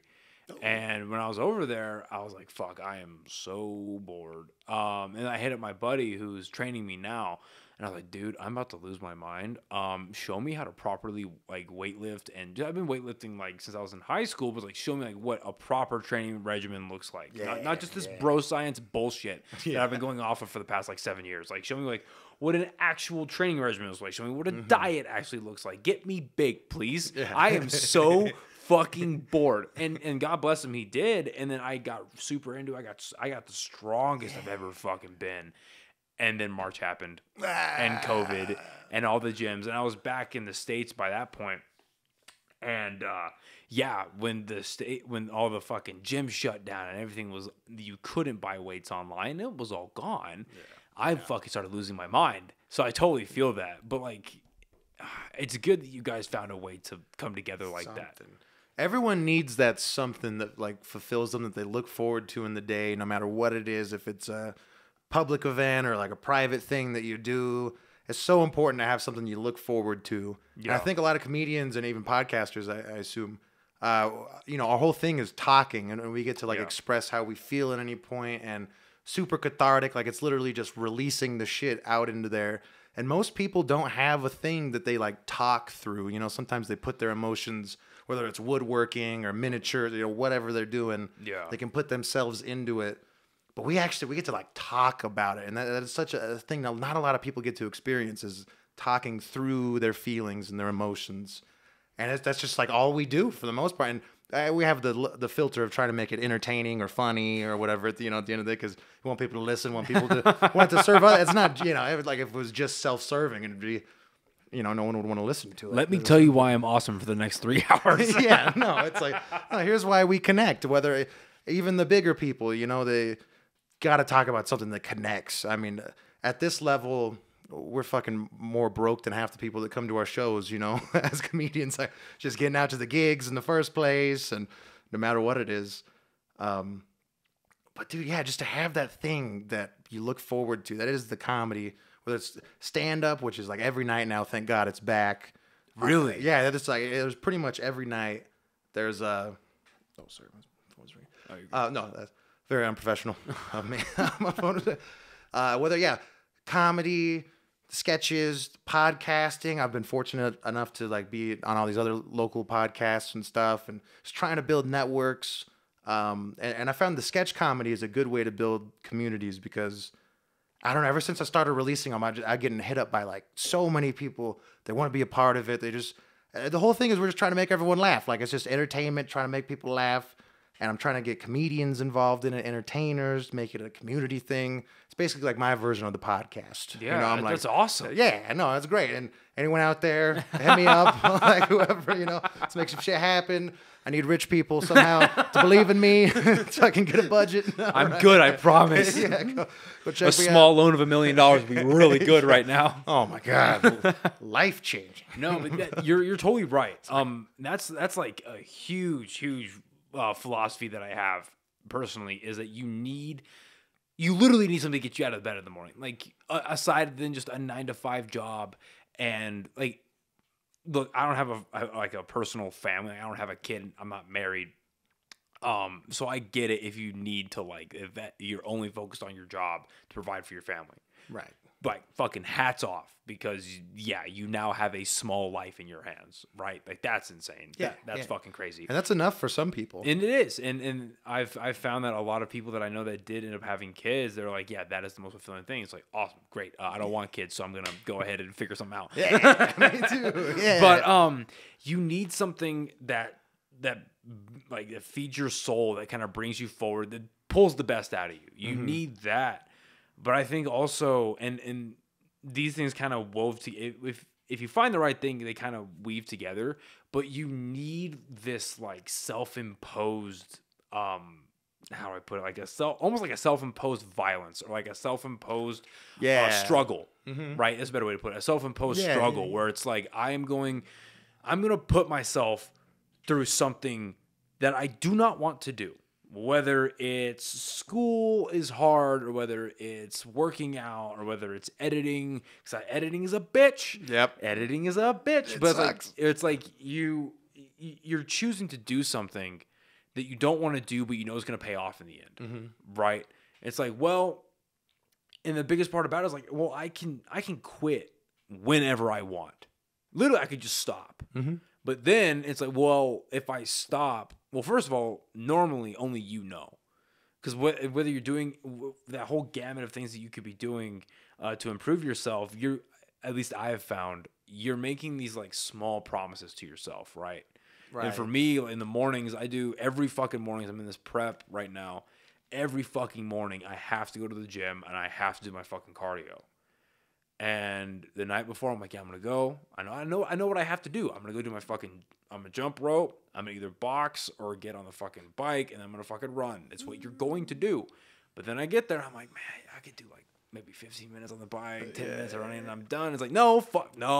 It's like that little inner bitch that's like, dude, it's cold. Especially like recently, it's like 15 degrees outside at 5 a.m. And I'm like, fuck, why? Oh, you're getting out early. Yeah. 5 a.m. God Yeah. damn. I have to. Yeah, I have no. So that was like the COVID kind of kickstarted the workout stuff for you for the most part. You said you do like competitions. Yeah, right? yeah. So nice. yeah, because I grew up, I've totally indoctrinated between growing up watching Arnold Schwarzenegger and Sylvester Stallone and Dolph Lundgren, all these just massive dudes in these action movies, right? Between watching that and then I saw, have you seen Pumping Iron, the documentary? Yeah. I saw that way too early. Where I was like, whoa, you could become that? Yes, you can, but you got to do little, you know? Yeah. But you, I grew up watching that, and then I grew up reading comic books, and even the women, the superhero, are fucking jacked. Yeah. So I was like, man, I want to look like that. And then I went to a military school for high school. Okay. For high school and 2 years of college. And Is that Baton? No, it's down in Roswell, New Mexico. Oh, okay. Nimi? Yeah. Oh, okay. Yeah. So I went there for 6 years, and I don't know if you've ever been to Roswell. And my brother lives there. Oh, no shit. Yeah, Okay. sadly, he lives down Yeah, there. so as you know, there is nothing to do. Except for drugs, there is nothing to do down there. Awful. Yeah. Just smells like cow shit. It's the worst. Yep. Yeah. Oh, the cow shit smell. Yeah. It's like flashbacks. But we had nothing to do outside of like homework and video games, and we have an on-campus gym. So I was like, "Fuck it, I might as well learn how to lift weights." And I'm surrounded by these massive fucking dudes, like they're all in college and they're built as shit. And I'm like, "What the fuck? I guess I might as well do something." So working out's been always part of my life, and like I said, one of my really close friends, who's training me right now, he is a natural bodybuilder in Mexico. He lives in Florida with his chick now, but in Mexico he would compete. Went to UNM, graduated, and he would compete here in Albuquerque. So he's helping me out a shit ton, which is awesome. And I just became fucking obsessed with it. I just became fucking obsessed, and then now today's the 1st, so I'm 18 days away from a natural like physique, which is like just as shredded as you can get, right? Okay. Not massive, obviously not massive, but just as shredded as you can get. And it's a bitch sometimes. I'm not gonna lie. I can imagine. Because I love food, bro. Dude, I feel like that's all weightlifters just love food. Yeah, That's I something. fucking love food. And I have a list on my phone of all the food I'm going to eat the day after I'm done. And it's like, I think I've got like 9 bullet points at this mark of the competition. But Oh, it's gonna be a long day. Expensive. All the different places you're gonna go to. oh, yeah. Sounds crazy. Oh, and my chick makes like the best fucking enchiladas I've ever had in my life. So just a platter of that I'm gonna swim in. I cannot fucking wait. But no, but I'm glad that you brought that up though, about having that kind of passion and that kind of dream, because like a lot of people need that, especially now. And which boggles my mind when I see someone like Jordan Peterson getting shit on online. And I'm just like, how? Like, show me something that he's saying that offends you. You know, like, is he saying the truth? Does the truth scare you? Like, the fact that, like, life is hard? Like, I get not liking Canadians in general, but no, I'm just kidding. Looking at you, Trudeau. You stupid fuck. No, I don't know. I mean, anyone who's like, their intentions are positivity in their eyes, at least. Yeah. No matter who it is, like, someone's intentions are positivity. It's so hard to, one way or another. It's like, it's the point. Yeah, if you don't like what they have to say, well, just don't listen to them. There's so many streams of media out there. You can find what you want. That's the beauty of not everything being on TV nowadays. Yeah. Is there's everything so specific. Like, you can get exactly what you're looking for. Yeah. It's like, I don't know. People's like, oh, you're gonna mess up my kid's mind or whatever with this stuff. It's like, your kids need to hear as many points as possible so they can make their own decisions. Like, if they're getting just one thing spoon-fed to them their entire life, they're gonna want to rebel for the most part. That's just part of like growing up, is trying new things. And like, I think it's better to get as many new things in as early as possible. Probably. Yeah. Maybe that's why I don't have kids. Maybe my kids would be a little pieces of shit. Turn into the Unabomber. I hate society. But no, it's weird. Like, especially when you look at something like what is going on in Canada right now. Like, did you hear how Trudeau's like like how he's not rebelling? He's The trucker thing. well, right, but how he's punishing them now? How he's like no, I didn't hear so that. he managed again. How this happens, I have no idea. But I mean, this just shows you the overreach of government, the perfect example of government overreach in what was supposed to be like, Canadians are known for being nice. Yeah. Like, it's just supposed to be a nice country. It's supposed to be a place where it's peaceful. It's basically America with more maple syrup. Like, that was supposed to be what Canada is. But now the prime minister is, he found out who the truckers were, right? And he got into their bank accounts and froze their bank accounts. And then, he had his government, like their government's version of the FBI. He had their version of the FBI go in and track down all of the GoFundMes that are linked to anything truck driver. And anybody who has donated money to a GoFundMe has the potential to get their shit frozen or canceled altogether. Whoa, from donators? Yeah. Wow. I didn't know that they could do that. Neither did I. I'm sure they didn't know either. Like, Yeah, so if you are a Canadian that if you're a resident of Canada, if you have donated money, you could potentially have everything, and that's cutting off access to mortgage payments. That's cutting off access to their version of a 401k, investments, savings, stocks, crypto. Like everything is just getting fucked with now. Build that north wall. That's what I say. Build that north wall. That's all. Fucking crazy Canadians. No, that's awful though, and it's one of those things we're so desensitized. Every day there's something so bad happening in the news. Like some stuff just washes over me, and it shouldn't. Stuff that's like actually happening. But like, man, if some things happen, and I feel like I'm such an empath. I'll think of people that are suffering, and then like I'll put myself in their shoes, and it's so unproductive. I'm like, how can I do things that help? Which isn't often. Like, yeah, you can donate, but then apparently you get your shit frozen if you donate to people. So like, how do you help? How do you help? Well, and so I think donating to like causes and shit is important, kind of. But then I hear stories about how many of these causes are corrupt, and how many of them get like when you see, I think any organization in general that claims to be for public safety, public health, public good, right? The greater good. If the person running the show has a net worth of over 6 figures, has private planes, mansions, Joel Osteen, like if that's your dude running the show, like I understand that like the leader of any organization should be paid the most because they are the leader. They're putting in the most work. In theory, they have put in the most risk. They should get the most reward. In theory, that's fair. But also, if you are a multi-billionaire running a nonprofit or something like that, it's like, well, it seems like there has been a profit made, sir. You know, what the fuck is going on here? It's so rare that it's truly for humanitarian efforts or something. And I mean, that was like the Clinton Foundation in Haiti. I remember that was a big thing. Is they thought all this money was going to help them, and they really didn't see whether it was like Red Cross. I know there was a couple scandals about the Haiti. Well, I mean, the Clintons in general, man, that is a whole other just rabbit hole of insanity. Like I was listening to a podcast with the guest was Tulsi Gabbard. I don't know if you know who that is or not. Yeah, so I was listening to a podcast with her, and she was talking about how like her first months, like couple months in Congress went, and how she was told like, don't ruffle the feathers of politician A, B, and C, or you're going to get Clintoned. Like that's a term in Congress. You're going to be Clintoned. And it's like, and when she asked what does Clinton mean, the person replied to her something to the effect of, well, if you don't cause it, you won't have to worry about it. Or it's like, motherfucker, what?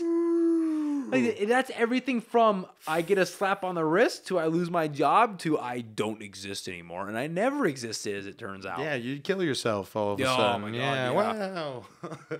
Yeah, and I'm, speaking of Epstein, that's always a fun topic to talk about. I would like to know what the fuck. I think Ghislaine Maxwell, she got sentenced. I heard she got sentenced. Right? Oh, I didn't hear that. But then I heard another story where she settled out of court. I would believe that one. I believe that she settled out of court. That is so fucking wild to me. It's insane. Have you been to Epstein's property up here in Moriarty? No. I have to make that so fucking clear. I know there's only like 5 of you that have made it this far. No, I have not. I have not. Well, not for pleasure, but like, I mean, for business. No. Why do you ask?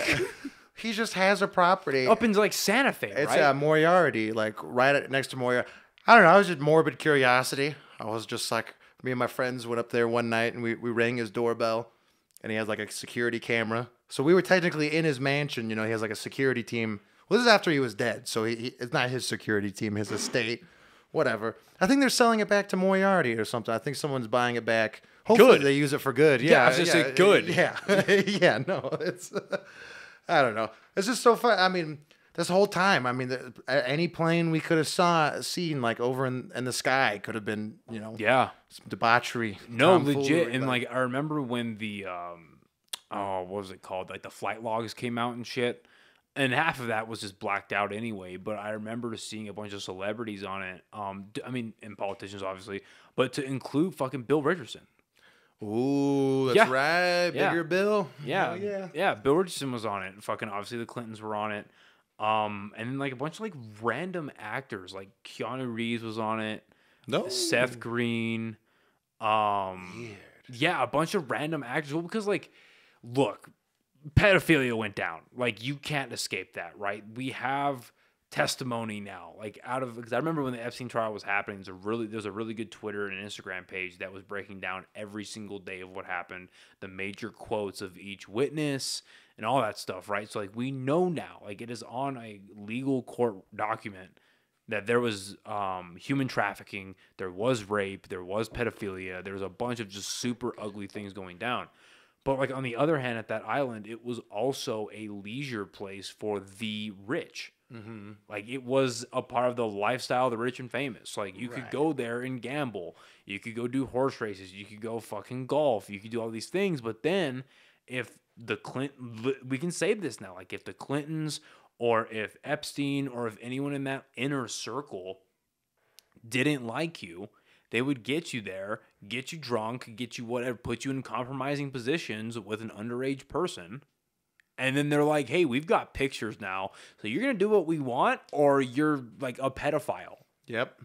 I wonder what percentage of them were actually people that were just like, oh, let's go to this island. And what, you know, I'm sure a chunk of them were for sure like pedophilia. They knew about what was going on. The repeat trips. That's the one. Any repeat trip at that point, it's like, what are you doing? Yes. You could maybe excuse if it was just like a one-time thing. If they were just like, what the fuck is going on when they get there? Right. Like, you know, who knows? That's impossible to say. It's all speculation, but I mean, Jesus Christ. You know, because I get it. Like, if I was one of the rich and famous, and I hear that there's this island you can go to literally just, it's like Sin City with no rule, like Las Vegas with no rules. Mm-hmm. Well, yeah. I'm gonna go do that at least once. Just do rich elite shit like with other rich elite people. Like, what else do you do at that point? You can't relate to the common people. You know, you got to do some crazy shit. You're like, let's go to this island. You get there and you're like, oh, it's a bunch of fucking kids. What are we doing? You're like, that's God. That's just. I always think about that. What a shitty situation. You're like, all right, well, I just have to be cool until we leave. Like, I just gotta not cause anything. Right. Because you're like, people like try to force you to do shit. You're like, I'm cool, dude. You're like, what the fuck? You can't say anything because you know what happens to people that say things out there. They get fucking Clinton. They get suicided. That is so scary. I can imagine, dude. I don't know. I don't know. That's why, like, I get to the point sometimes where I'm like, maybe I don't want to be famous because, like, because there's some things. I think we have like our regular celebrity, right? Like the Brad Pitts, the Angelina Jolies, you know, just people of that like classically famous. You know, like the George Clooney's, right? Yeah. Like they're famous. They're chilling. They're probably not fucked up, right? But then there's like the levels above them, where it's the super elite politicians. Right, and I feel like there's a middle ground in between there when you start to figure out how fucked up the world really is, like to a certain, like you're almost at the presidential level of like, this is how fucked up the world possibly is. Right. And then right above elite politician, you have fucking black cloaks, and you have like woodland meetings, and you have Bohemian Grove. Bohemian Grove. Thank you. You have that shit. And it's like, And the demons, let me tell you the demons. In the Bohemian Grove, I videotaped it. Alex Jones breaking into Bohemian Grove is one of the funniest. It's like an SNL sketch from the 80s. Like, I've literally, that's one of the ones I'm trying to do next is like an Alex Jones, like Bohemian Grove thing. Trying to figure it out. If anyone out there can help me out with that, that'd be great. That's fucking funny. But it's like, what happens? Like, I think that's why Space Force got made, honestly. Like, I think Trump, about a weekend, they brought him into the room with the fucking Men in Black, and they're like, you're the president now. Oh my God. Okay, let's tell him. Okay, so here's where the aliens are at. Here's where the UFOs are. Here are the real enemies. Here's the this and this and then this. And I think he just had like a mental breakdown, and Melania had too much red wine one night and just got sick of his shit. I was like, well, if you're so smart, go create a space military. And he took that shit seriously. Like, he took that shit seriously, and he fucking... Because if you... Did you ever, like, listen to him announce Space Force? No, I just remember the headlines about it. I don't think I actually watched the interview. It was some of the most cryptic shit you could hear out of a president. Like, he's saying shit like, to dominate this, like, we need a branch of the military to dominate the space frontier and to basically take control first. Something like that. It was like, take control first and then deter any possible threats. Yeah, so it's like, what? Excuse me, sir. Like, you know what I mean? Like, what is on the dark side of the moon? What is on Mars? You know? Well, apparently China's like landing stuff on the dark side of the moon. They're trying to. They found that. Did you see they found that fucking cube? Yeah. It's the random cube. Dude, I hope it's real. Like. There's got to be a reason why we went to the moon a bunch and then we just all of a sudden stopped going. That's what I'm saying. Now, I was watching like an Apollo 11 documentary, or just an overall Apollo documentary, and they're talking about how they went to the moon, everyone was super happy, and like Apollo 12, everyone was pissed because they're like, why are we going to the moon again? You know, you see a bunch of outrage because of it. But they had to have been doing something, because now all of a sudden people are trying to go back to the moon. It's like, what was all this time? Were they just trying to figure out the right technology and the right specifications or whatever? I don't know about that. I don't know. But we're going to be fucking having hotel stays in space like in a couple years, apparently. And see, that's like, because I don't trust inherently. I just don't trust fucking super rich people. Like, there's a few that I like look up to maybe, but I don't really fully trust. You can't, you know what I mean? It's hard to. But like, one thing I like about Elon is that he wants to make space travel commercial. Like, he wants to make that for the everyday man. Like, I would love to go to space before I died. Now, granted, like, it's gotten to the point where it's like more safe-ish. I mean, fucking, what's his name? Bezos just went up there. Oh yeah. With Captain Kirk. He took. Oh yeah. He took William Shatner up there. Yeah. Which is fucking hilarious, right? But they went up there, came back down, all wearing cowboy hats, and like, yeah, space is wild, man. Go create Amazon. You can go get up there too. You know. Right. But I mean. Fuck, I don't know. I just think the idea that we have to go up and conquer space, and then he pitched that idea. Like, he created a branch of the military. Like, he pitched that idea to the DOD. I forget that that's a real thing. Yeah. They made the TV show about it, and I just always was like, oh, I guess surprisingly good. Is it? It's surprisingly good. Is that the one on Apple or Netflix? Oh, it's on Netflix. Oh, okay. Mm-hmm. And the second season just dropped, I think, like last week. Surprisingly good. Oh. But yeah, no, just the fact that it's a real thing. He created a branch of the military, and then they had such a missed opportunity to call them Spartans, just like Halo. They had, but now they're Guardians. That's so gay. They call them Guardians? They call them Guardians. That's so gay. That is so fucking gay. That is some of the fruitiest shit. That's gayer than calling the Navy dudes seamen. All right, that's gayer than sailor. You know what I mean? Like, seamen's rough. Like, when you hear like seamen's like, oh, seaman, but when you hear sailor, you immediately think about two dudes ass ramming each other. All right, but like guardian, what the fuck? I mean, that's not necessarily what I think of when I think of sailor. I don't know. Might have some trauma to work out there on here. Oh, fucking sailor. Let's think of you watch South Park? Oh, dude. Yeah. So, Mr. I got a Cartman tattoo. Do you really? Yeah, my leg. Yeah. Nice. Yeah. I think about what was the old school, like seasons like 1 through 5, 1 through 9, where it was like Big Gay Al's boyfriend. Mr. Slave. It was Mr. Slave. And there was the one before that, right? Or was it? No, you're right. It was Mr. Slave, and then Mr. Slave went to Garrison, and they kind of just wrote Big Gay Al out of the show. Yeah. Have you been watching the latest South Park? I actually haven't seen. I saw the 2 like the COVID specials, but I haven't seen up until then. I don't know why. Part of me wants to just wait for the whole season to come out, but The new season's dope. yeah. And I don't want to spoil it because you're obviously a huge fan. Yeah, I'm gonna You're a watch it huge for fan. sure. Yeah, you can spoil it if you want, but No, actually, because this one, they change. Like, I'm talking a running joke since like season 2. I heard it's about three. Token. Yes. Yeah. Do you know what the change is? Well, because the whole idea is that his name is Token Black, and he's the Token Black character Yeah. in the show, and that his name is something. Someone told me about it. Yeah. Yeah. So basically the premise of the episode is Randy goes to because they're still doing the integrity weed stuff. Oh, yeah. So Randy goes to this convention where it's like all the weed growers, the legal weed growers in Colorado, and they're like, the long story short is like the speaker's like, yeah, well, you're not gonna make any money because you guys are all white people that run weed, and people want to buy legal weed from black people. So then Randy goes and he convinces Token's dad to become a business partner. And then the Stan side of that story is they have them all over to dinner. And they think, and the dad's like, yeah, I'm a huge like J.R.R. Tolkien fan. Oh, Tolkien. Yeah. And so he said, yeah, this is why we named our son after him. And Stan has this mental breakdown where he's like, what the fuck? And he's asking all his friends in South Park. He's like, did you know that Token's name is Tolkien? And even Cartman's on the couch like, yeah, bro, because I did. What? You didn't know?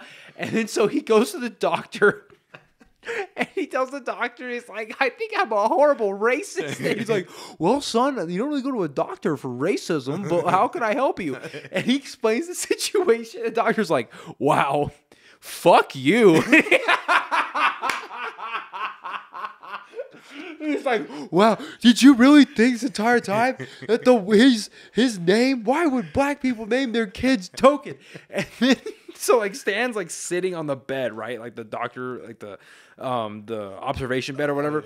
And the doctor turns his back to him and stares at the camera and he goes, if anyone thought that his name was Token, then you are the problem and fuck you. And it is some of the funniest fucking shit I had to pause it and rewind it to watch it because I was fucking crying. I was laughing so hard. Oh, I can't wait to watch that. He's Oh like, my god. yeah, you are the problem. Dude, they are fucking genius. I love Matt Stone and Trey Parker. I've seen like all their movies. Team America, World Police. Oh, yeah. They're one of my favorite things of all time. A movie you cannot make today. No way. And that gets me wondering about sometimes I feel sometimes you do need a world police. I don't know, but to make a whole movie with puppets is insanity. I heard they were like, we would never make a sequel because fuck that. They're like, we're never gonna make another movie with puppets. No, I bet that was just a pain in the ass. Oh, dude. But they are amazing. I mean, had peak satire. Like I love satire stuff. That's what I try to kind of embody in my sketches. But like, dude, oh my god, good fucking satire. Some other shows like Family Guy tends to lean more on like a farce. Where it's like it's just funny to be funny. I still love Family Guy, and I'll watch it whenever. I watch like the older stuff. Right. I haven't seen a ton of the new stuff. It's not good. I tried. Yeah, I tried. So they even did a podcast episode, and it's just not good. It just seems like because I think you hit the nail right on the head. Like South Park is the greatest satire you can do, and I think it's because they don't give a shit. Like they know how much money they make, whether it's Comedy Central or now it's Paramount Plus. Like they know how much money they make these people, so they're not going to get told what to do. Because the moment you censor South Park, you lose half your fan base. Yeah. Or they'll just make an episode about it, like half the exactly. But then, like, I think with Family Guy, it was like a slow deterioration into like almost a caricature of itself. It's like trying to be funny, saying the vulgar thing to be funny, but like it's either not vulgar enough so the joke doesn't hit, or it's like something vulgar random out of the blue, and it's like, well, that wasn't very funny. And I think Seth MacFarlane is fucking talented as shit. Oh yeah, he's amazing. Beyond talented, but I think just what Trey Stone and Matt Parker have done with that show. I mean, how else can you be 25 seasons in and still be as sharp, if not sharper, than? Because when did they start doing the serialized, like, it's an actual story? That was like, pretty recent. Like season 21 or 22, right? Yeah, it had to have been. So you go fucking 2 decades of original ideas 20 times a year, and then you do a complete 180 and be even better. That's like Mexican Joker. That is some of the funniest shit. Like, for people who are listening that haven't watched the episode, it's the season premiere, I think, of like 23 or 22. And basically, it's when all the kids in cages thing was happening with Trump. So the DEA, no, I'm sorry, the FBI or the CIA or some shit gets called in because they're afraid that Homeland Security and the Border Patrol are going to create a Mexican version of Joker of one of these kids in the cages, which is hilarious. That's fucking comedy gold. Kids in cages are hilarious. So we'll get. No, I'm sorry. No. So I was doing a sketch yesterday, and it involves kids in cages. It's a whole thing. No, you're not wrong. Kids in cages, they can be funny. Are you kidding me? Slap a 4-year-old in a cage and rattle a little bit. Watch. No, I'm just kidding. That's too far. But see, it's funny. Know your audience. It's fucking funny. I know. Yeah, I know. It's. No, but the way you handle stuff is what makes it funny. It's because South Park portrays it in a way that it's like so ridiculous. They're making it seem like this is, this is just how it is. Like, and it is, but just the way they frame it, I look to them so hard for like my writing style. Like, I never want to try to copy them, but like, just the way they embrace what's actually happening and tie it into this like thing that just. I don't even know how to describe it. It's fucking incredible. Well, there's a lecture that Trey Stone and Matt Parker gave at a college back in like the early 2000s. I've seen parts of that. Actually. Yeah. And I love the way they described it. It was like, if you're writing a story and it's character A does this and then this and then this and then, so no, it should be Cartman got a cat. However, the cat has like a human dick. Therefore, Stan is whatever. Like, that's a funny South Park setup. Yeah, they got to connect at certain points. Mm-hmm. Yeah, you can't just all these different things happening. And even in like my scripts, I'll write. Sometimes I just throw something in random that I'm like, all right, well now I got to make it connect to the story. So there's at least a few points of contact throughout it that it's like, these happen because of these other things that have happened, not just these things are happening. And that's one of the things I'm really interested in going to film school for is like, I want to get into as many screenwriting classes as I can because I enjoy the idea of like telling stories and like being able to portray ideas you have. Because I have ideas for like movies and shit in my head. It's like, how do I flesh that out properly? Because like, again, like, and you see it more often than not, sadly, but like there's times when you're watching a movie and it's like, none of this makes sense, or either it's too easy to make sense and it's not enjoyable, or just things happen for no reason. Like, I'm watching a movie, I'm watching things happen, but nothing is happening. Like, why am I here? Why do I care about these characters? Right. Is it going to pay off? Yeah, like, I think a really good example is, I think it's called Triple Frontier or some shit. It was a Netflix movie about a bunch of ex-military dudes. It's with, like, Ben Affleck and Oscar Isaac, Charlie Hunnam, and a couple other big names. And it was a really good movie. Basically the story is like they're gonna go steal like a couple $1 billion from a cartel, but use their fucking special operations knowledge to get in, get out, make a fuck ton of money. They've been fucked over by like the government and like they don't have any benefits and all that kind of stuff. But then like after the operation, they're trying to escape, and it's like the things are happening. Like I think throughout the movie, it's like, okay, well, I'm just gonna let that go. It's supposed to be a dumb action movie. Fine, you can suspend your disbelief a little bit, but then like Affleck is leading this movie. Like he is carrying this movie on his shoulders. He's making it interesting, making it entertaining, and then he just gets fucking shot in the head as they're leaving there and they're going through the mountains. Like literally, this scene is so dumb. So it's like they're following the special ops guys, and then behind there's this little like 13-year-old with an AK. Going like this. It's like, oh, so I see what's going to happen. Okay. And the scene is so dumb. Whoever directed the scene is fucking, not that I can direct, but I mean, what the fuck is going on? Because it's like this horrible camera pan up to Affleck, and he's like that. And it just goes back down to the kid holding the rifle, and it goes back up to Affleck, and bam! And he gets one right in the head. And it's like, why the fuck did you kill the best thing about this movie? Yeah, it's just not good execution. Well, it was a pretty execution. It was very accurate, I guess. Yeah, it was a good... but no, it's just, and then just from that, like it's very like, because that happens all the time in like media in general, as like movie or a TV show, when like a main thing that's carrying the story gets killed or gets removed, whatever it is. Another great example is House of Cards. Did you ever watch that show? Okay, I've heard a lot about it. I've seen a few episodes. I know a tiny bit about it. Yeah, so Kevin Spacey's a shithead. Like, obviously, he's he's not a good person in real life, and I get that. But like, I feel like sometimes you can separate the artist from their art. You know? Oh, okay. I thought we were talking about the guy in the show was a shithead that he plays. Is he also a shithead? Yes. Okay. Yes. Well, Kevin Spacey, you heard what happened why he got canceled in the media? No, actually, I don't know. So he turns out he like back in the 80s forced himself on some like 17-year-old dude, right? Yeah.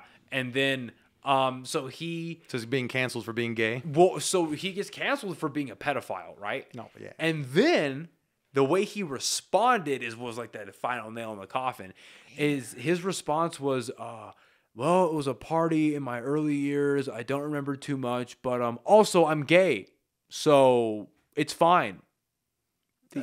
Still underage. Doesn't matter. He's underage. So, but weird. I didn't know about any of that. Yeah. I had no idea. Kevin Spacey. Yeah. Oh man, now I gotta stop thinking about all of his movies. Yeah, it's super fucked up because I love Seven. I think that's a fantastic movie. Him, Brad Pitt, Morgan Freeman. Oh, dude. Oh yeah, fantastic movie. But so he is fantastic in House of Cards, and so they go through seasons 1 through 5 or 1 through 6.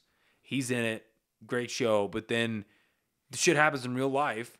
So between like season 5 and season 6, or 6 and 7, whatever it was they ended on, he plays, by the end of the show, he's the president of the United States. Mm. They kill him off screen.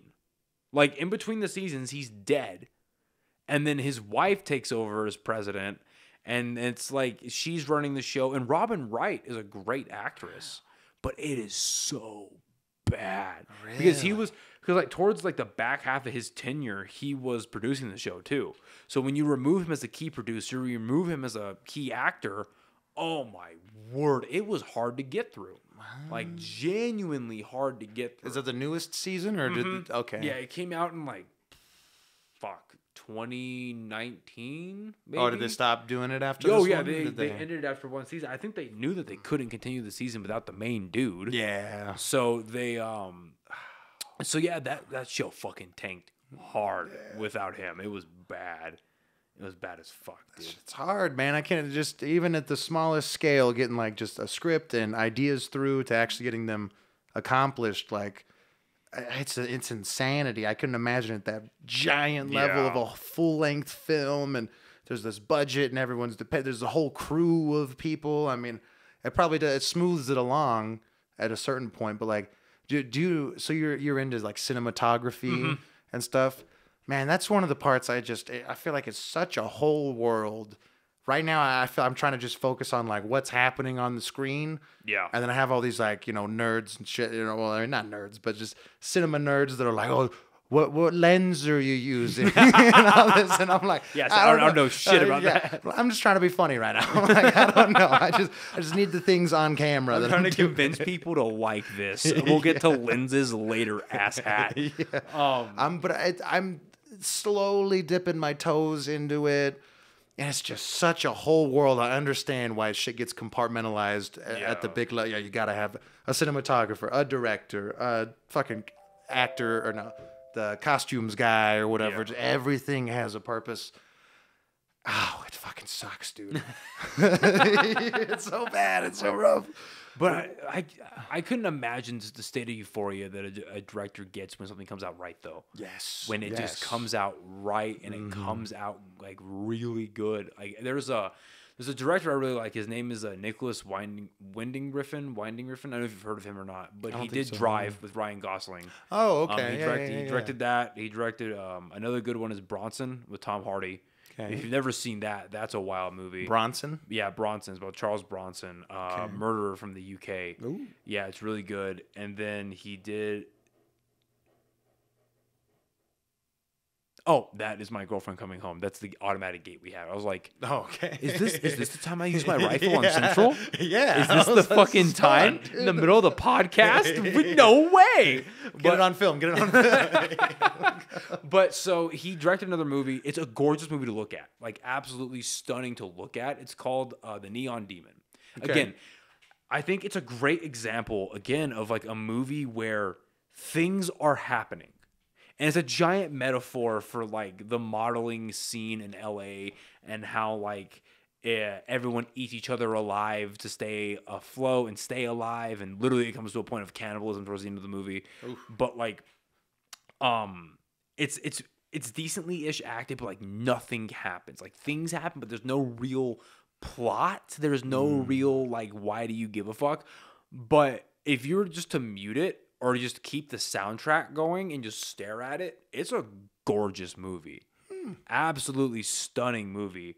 Yeah, so things can look good and then not be technically. Yeah. But then like the reason why I bring up his movies though is his cinematographer is colorblind. So his movies have a very strange color palette. Drive is probably the most tame.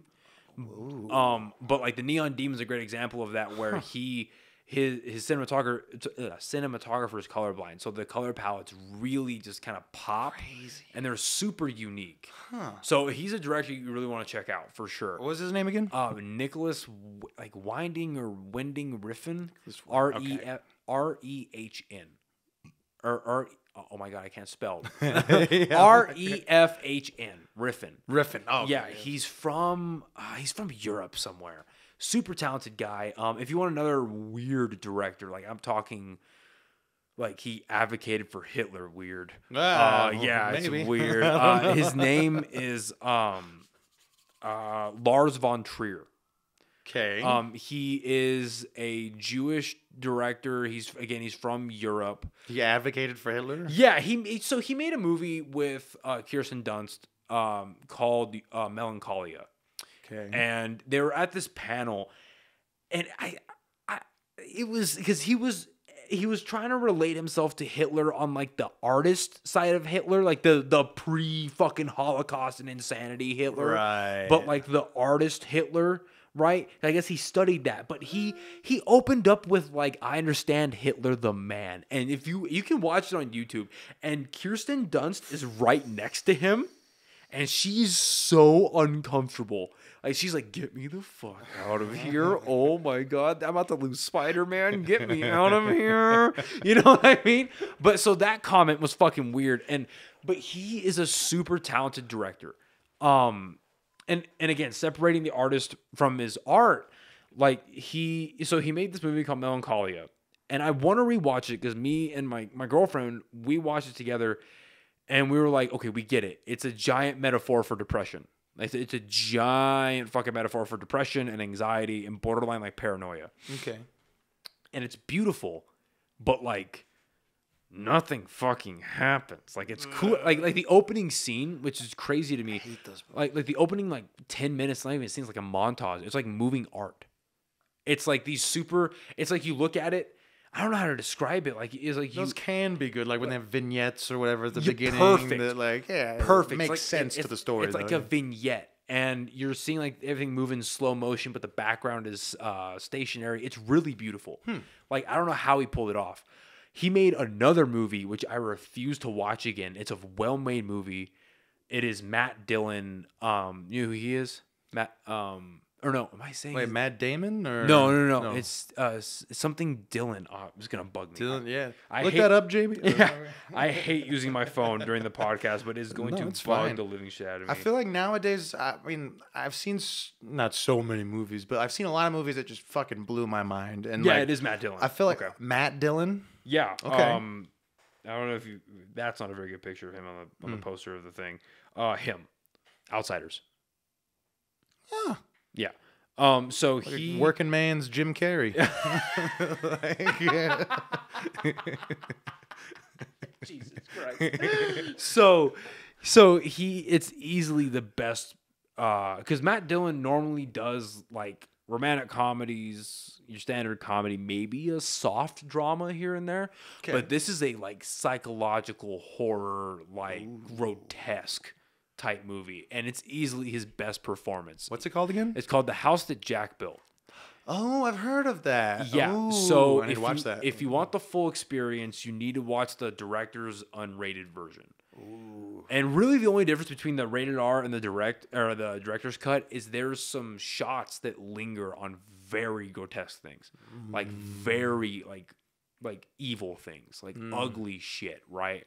And but I the reason why I recommend it is just like its direction style, like you can't look away, and it's like watching like a perfect car crash. Like you know how bloody this is about to be, but you want to see it. Right. And it's ugly. Like it's and then like by the end of it, it becomes a metaphor or like a interpretation of Dante's Inferno. Oh, okay. And I've seen a depiction of that. I think it was like a puppet version or something. Some Dante's Inferno I watched, and it was like fucking puppets the whole time. Oh, I don't remember. Yeah, no, I'm trying to think of what it was. They like went through all the layers of hell. Or whatever. Shit! Yeah, Because it shows like. Because I don't want to spoil it because it's a really good shock factor what they do in the end with it. Yeah. But again, like towards the end, it's like it's a vignette. There's a couple of vignettes like moving art, and it's honestly breathtaking. Huh. But there's some just ugly shit in that movie. That's like, how the fuck does someone come up with that? But it's really good. It's well acted. Okay. He even has like throughout the movie, he has a inner monologue with this old man named Virgil. So there is a Virgil character in there with the character in the movie. But fuck, man, it's a wild trip. I love movies that kind of fuck me up. Like that's what I look for now in a movie. Which I say it's hard to find movies. It's hard to be like, what movies should I watch? Because it's, I don't know. Have you ever seen The Wall? The Wall, no. By Pink Floyd. Oh no, I know what you're talking about. But I've not seen the movie. It's my personal favorite movie. I got such an affiliation with it. I've seen it probably like 15 times on acid alone. I've seen it a lot of times. I love it. But that movie like made me. It didn't feel like a movie. Maybe it's because I was on acid, but I've seen it sober a lot too. I could teach a fucking class on that movie. I'd love it. But I saw like that, and I was watching like Fight Club. Did you see how China changed the end of Fight Club? Oh, I did. Isn't that wild? Hilarious. It's like, well, Tyler Durden got arrested. There were no bombs, thankfully, and he was rehabilitated by the state. And it's like, what? What the fuck? Yeah. What? No, because if we show them, everyone's gonna explode all the buildings in Beijing. You know, I don't get. What are you? That's such a good ending. Well, what do you gain from censoring a movie that's 20 years old? Now. Right. Now, because everyone knows how Fight Club ends. Do they know that it's edited out there, or are they just like, this is the version we get? We don't know. Oh, they would have to know, I'd imagine. Right? There's no way they don't. How censored is their internet out there? Like, do they get to like look up what it actually is, or are they just like, that's how Fight Club ends? You don't know what's going on over there. Well, I know. I'm just saying, like, I imagine it's extremely censored. Oh, like, yeah. So here's a great example, right? TikTok. TikTok is made by a Chinese company. Like, right. We know that. Like, that's just a fucking fact. Mm-hmm. So their TikTok is way different than our TikTok, and there's arguments behind it. That's a huge psyop against the American civilization because, like, over there, their algorithms are way more geared towards math and science and inventions and like learning, right? So and the algorithm works the same exact way. Like, it keeps you addicted, it keeps you on there, but you're learning something. You're being exposed to new ideas. You're being exposed to knowledge. Right. But over here, it's these idiots dancing in a bunch of whores. So, you know what I mean? So, and then over there, what's funny about it too is there for people under the age of like 18, I think, or under 21, their video game and internet time is restricted. They only get like a couple hours a week. It's insane. I mean, it might be better for the people's mental health in the long run. I wonder what it is. I wonder if they're just trying to see what the outcome is. I think he's trying to keep motherfuckers focused. I think they're like, well, we're bound to fight the Americans at some point, so we want our youth to be not like the Americans' youth. These motherfuckers can't figure out what their gender is, and we've got our fucking 2-year-olds doing long division. I think we're winning. That's a good point. Yeah. They're smart as fuck out there. I mean, I'm still like, every Asian person's smart. There's some dumb Asians out there. No, I'm just kidding. No, but yeah, just the way that I'm only gonna cut that out, and I'm gonna use that. Yeah, that's what I'm gonna use to advertise this. I had a local racist on the podcast today. No, I'm just kidding. No. But like, I don't know. I had a Japanese exchange student live with me for like 2 weeks as part of a Sister Cities program. Oh shit! And just even like he was the same age as me, and just the way how behaved just like how smart he could just solve a Rubik's cube in like 2 seconds. Just all these things. He was like doing homework while he was here and because stuff. like that the Oriental culture, the Asian culture, they beat their kids strategically. I think they beat the fuck out of them, and then they're like, "Well, here's why you got beat," and they give them a PowerPoint about it, and they make them learn literally everything about life. I think that just super like structured.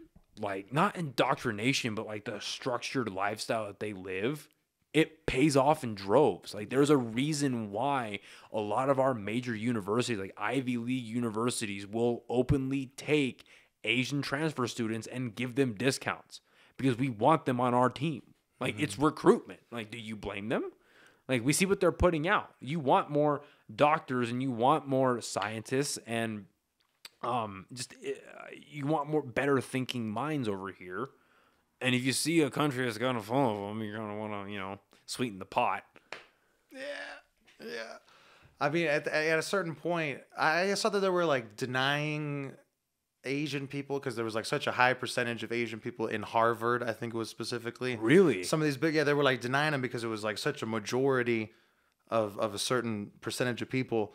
And at that point, it's like if it's just the smartest people, you want the smartest people in the position, like no matter what race, gender, whatever. It's like if they're the people that are going to get the job done and get the shit solved that we need to solve. How leftist Harvard is, that's surprising.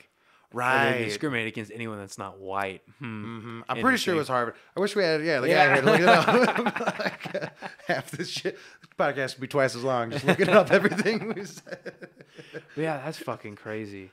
So back to our original topic of cinematography. So is that like what you're finding is the hardest part of making your sketches? Is just literally like what you want out of it, but just getting that in front of the camera and making that camera show everyone else what you see up here. Like, is that right the hardest part for you? Well, I don't have like a crazy vision necessarily. I think of these ideas and circumstances, and I'm like, as long as that's somehow captured on camera is all. It's kind of as far as my brain goes, because I'm writing the scripts, like I'm editing it to actually think of like the camera stuff. I guess it is kind of the missing key I have right now, amongst other things. But yeah, no, it's just like it's so much. I'm just like, as long as these things are being filmed and there's sound, like I want the content to speak for itself. But seeing professional sketches and stuff, when they do look better, it's better in general. Like I did the 48-hour film festival. I don't know if you've ever heard of that. No. I did it a couple times as a kid, just like helping out friends' dads and stuff. But I did my own personal one. You get 48 hours. All these groups, they get a different genre of like a film to make. It's got to be 4 to 7 minutes. Everyone gets their own genre, but then they get there's a line everyone has to use. There's a prop everyone has to use. There's something else everyone has to use. Who puts this on? It's it's just called like the 48-hour film festival. There's like a local guy. I met up with him afterwards. After that, there's like a award ceremony thing that I couldn't make it to, but we ended up winning like 3 awards. Oh shit! So he gave them to me afterwards. We had some beers and we were talking. And I felt like mine was one of the more entertaining ones, but it looked the worst because like I don't know what I'm doing. Like everyone else's looked good. Like it looked like a short film or something, the color correction. Like I just learned about color correction like a month ago. And I'm just like, because I'm like, it's another step. It's another step. It's more shit to do. Yeah. Lengthens the process. But dude, it is so much stuff to do. Like everything decent enough to at least pull it off. I'll always make a video and then right after I'm like, these are all the things I should have done differently. But then it's a way to learn. And at a certain point, I can't just, I got to do stuff and complete things to learn from. Yeah. I can't just be sitting there like, all of these, because I'll just go crazy, like chaotic, stressed out about, oh, I got to do all these different things. And then the shit will just never come out. And then I'm just sitting on hundreds of ideas, whether or not they're good ideas, but still it's clouding my brain. Like, I got to get this done, you know, it is so much. Are you thinking of, so you're doing like short films and stuff or actual movies? Yeah, I want to make, I want to like legitimately direct films and direct movies and shit. And UNM, I was talking with C&M and UNM trying to like weigh my options, and C&M has a dope program. I have a couple of friends that are in it, and like C&M off of like, oh my God, fucking like Alameda and like the freeway or some shit around there, they have like a whole facility that's a lot where they shoot things and they hold classes there, and like it's all like a hands-on setup that they got. So they have that going for them. But then with UNM, they have like a comprehensive like what's it called, like degree path that covers a whole bunch of different stuff, and a lot of that's hands-on too. And then today I actually had my meeting with the advisors, so we kind of went through like, well, what classes apply to the degree that you want to do? What was the capstone project look like, and all that kind of thing. And granted, I fucking work a full-time job, and then I do this, and I have a fucking life, you know, so squeezing school into this is going to be tough. So I'm only doing like 1 or 2 classes a semester. That's smart. Yeah. But just to like chip away at it, you know what I mean? Just to chip away at it and get it while I'm young, you know? Well, apparently there's these new like school for free things coming out. See, I don't know about that's that. interesting. Well, because my whole thing too is like, well, I have no say in whether or not that's gonna go down. So if I'm getting taxed out the ass, I better get a fucking benefit out of it. Mm-hmm. I mean, fuck me. Yeah. You know, so I'm just interested in doing it. Because I really do want to learn how to direct, like how to like run it. Because at the end of the day, the director's just running the movie set, making sure the execution is done properly. I do want to learn how to screenwrite and like because I think like one movie idea that I have, I want to make a movie about Columbine, but I want to make it like it could be any high school, right? Columbine is just a twist at the end, right? But I just want to make a movie about like mental health and about like what are like the stepping stones that you get to where someone can actually rationalize, or in that case, 2 people can rationalize, I'm going to go kill my peers, you know, at such a young age. Like, that's so fucking crazy to me still, you know? That's real. Yeah, it's a very real thing, unfortunately. And I think, like, a great way to do that is to not focus on it, like, having Columbine everywhere in the fucking... I feel like if a studio took on Columbine the movie, you just get constant reminders, and almost like, I hate saying this, it kind of makes it like, it almost kind of like plays it down, but like Easter eggs, quote unquote, where it's like, right. Oh, that happened in real life. Oh, this was that and that and that. Like, no, like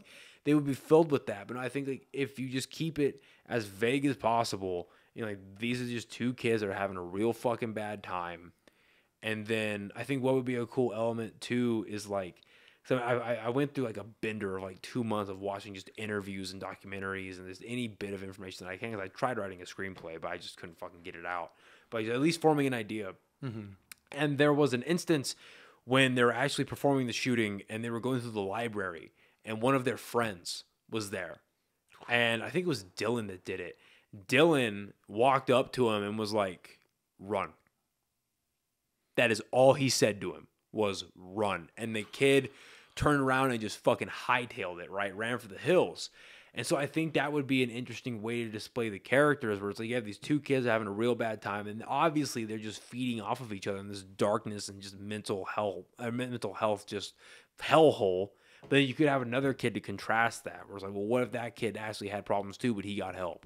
I don't know. That'd be a cool way to tell a story, I think. Mm-hmm.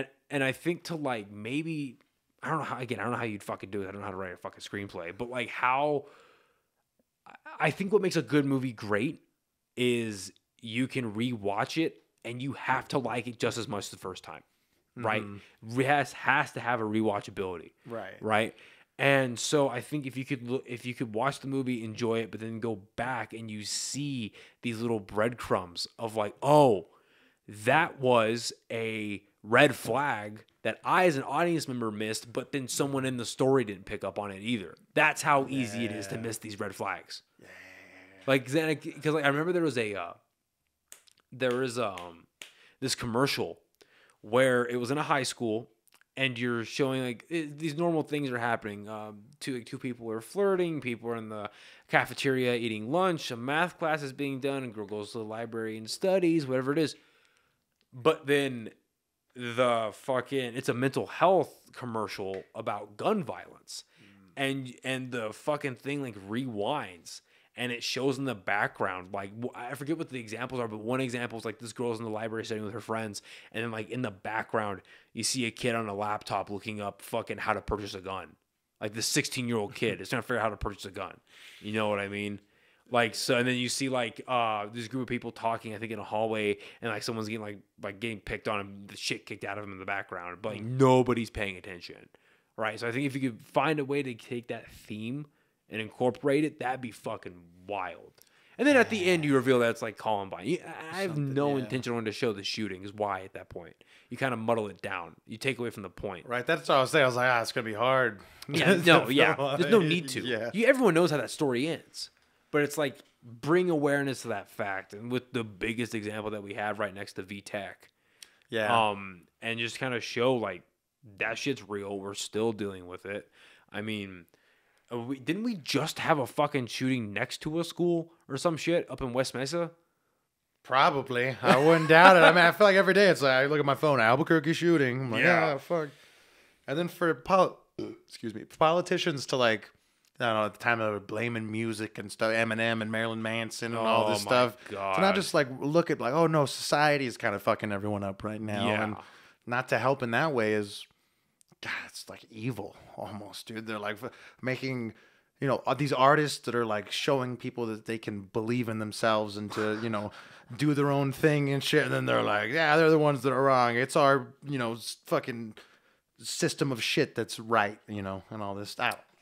Pisses me off. No, I agree. I mean, what made me mad as a little kid was, and this was my first exposure to Hillary Clinton, was when she was pushing, it was when Gears of War 2 came out. I remember that specifically. Oh, yeah. Is that she was pushing that fucking video games and Grand Theft Auto and all this shit was making kids violent and making them want to beat each other up and making them want to kill each other and all this stuff.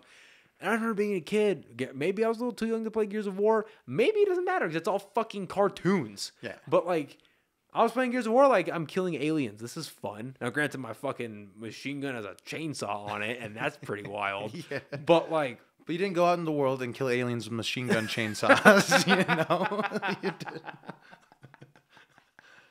That's why I always hear people are like, oh, video games, why doesn't everyone have a farm from Farmville or whatever? Like, video games really do affect reality that much. And I almost think it's in the opposite way where you get that relief of getting to do these crazy things that you can't do in real life. That's what makes it fun, is because it's like, oh yeah, obviously this is not right, but it's cathartic to just experience it. Yeah. It's like a dream or something, that not everything that happens in your dream, like you do. Right. You shouldn't be held accountable for the shit in your dream or something, It's not real.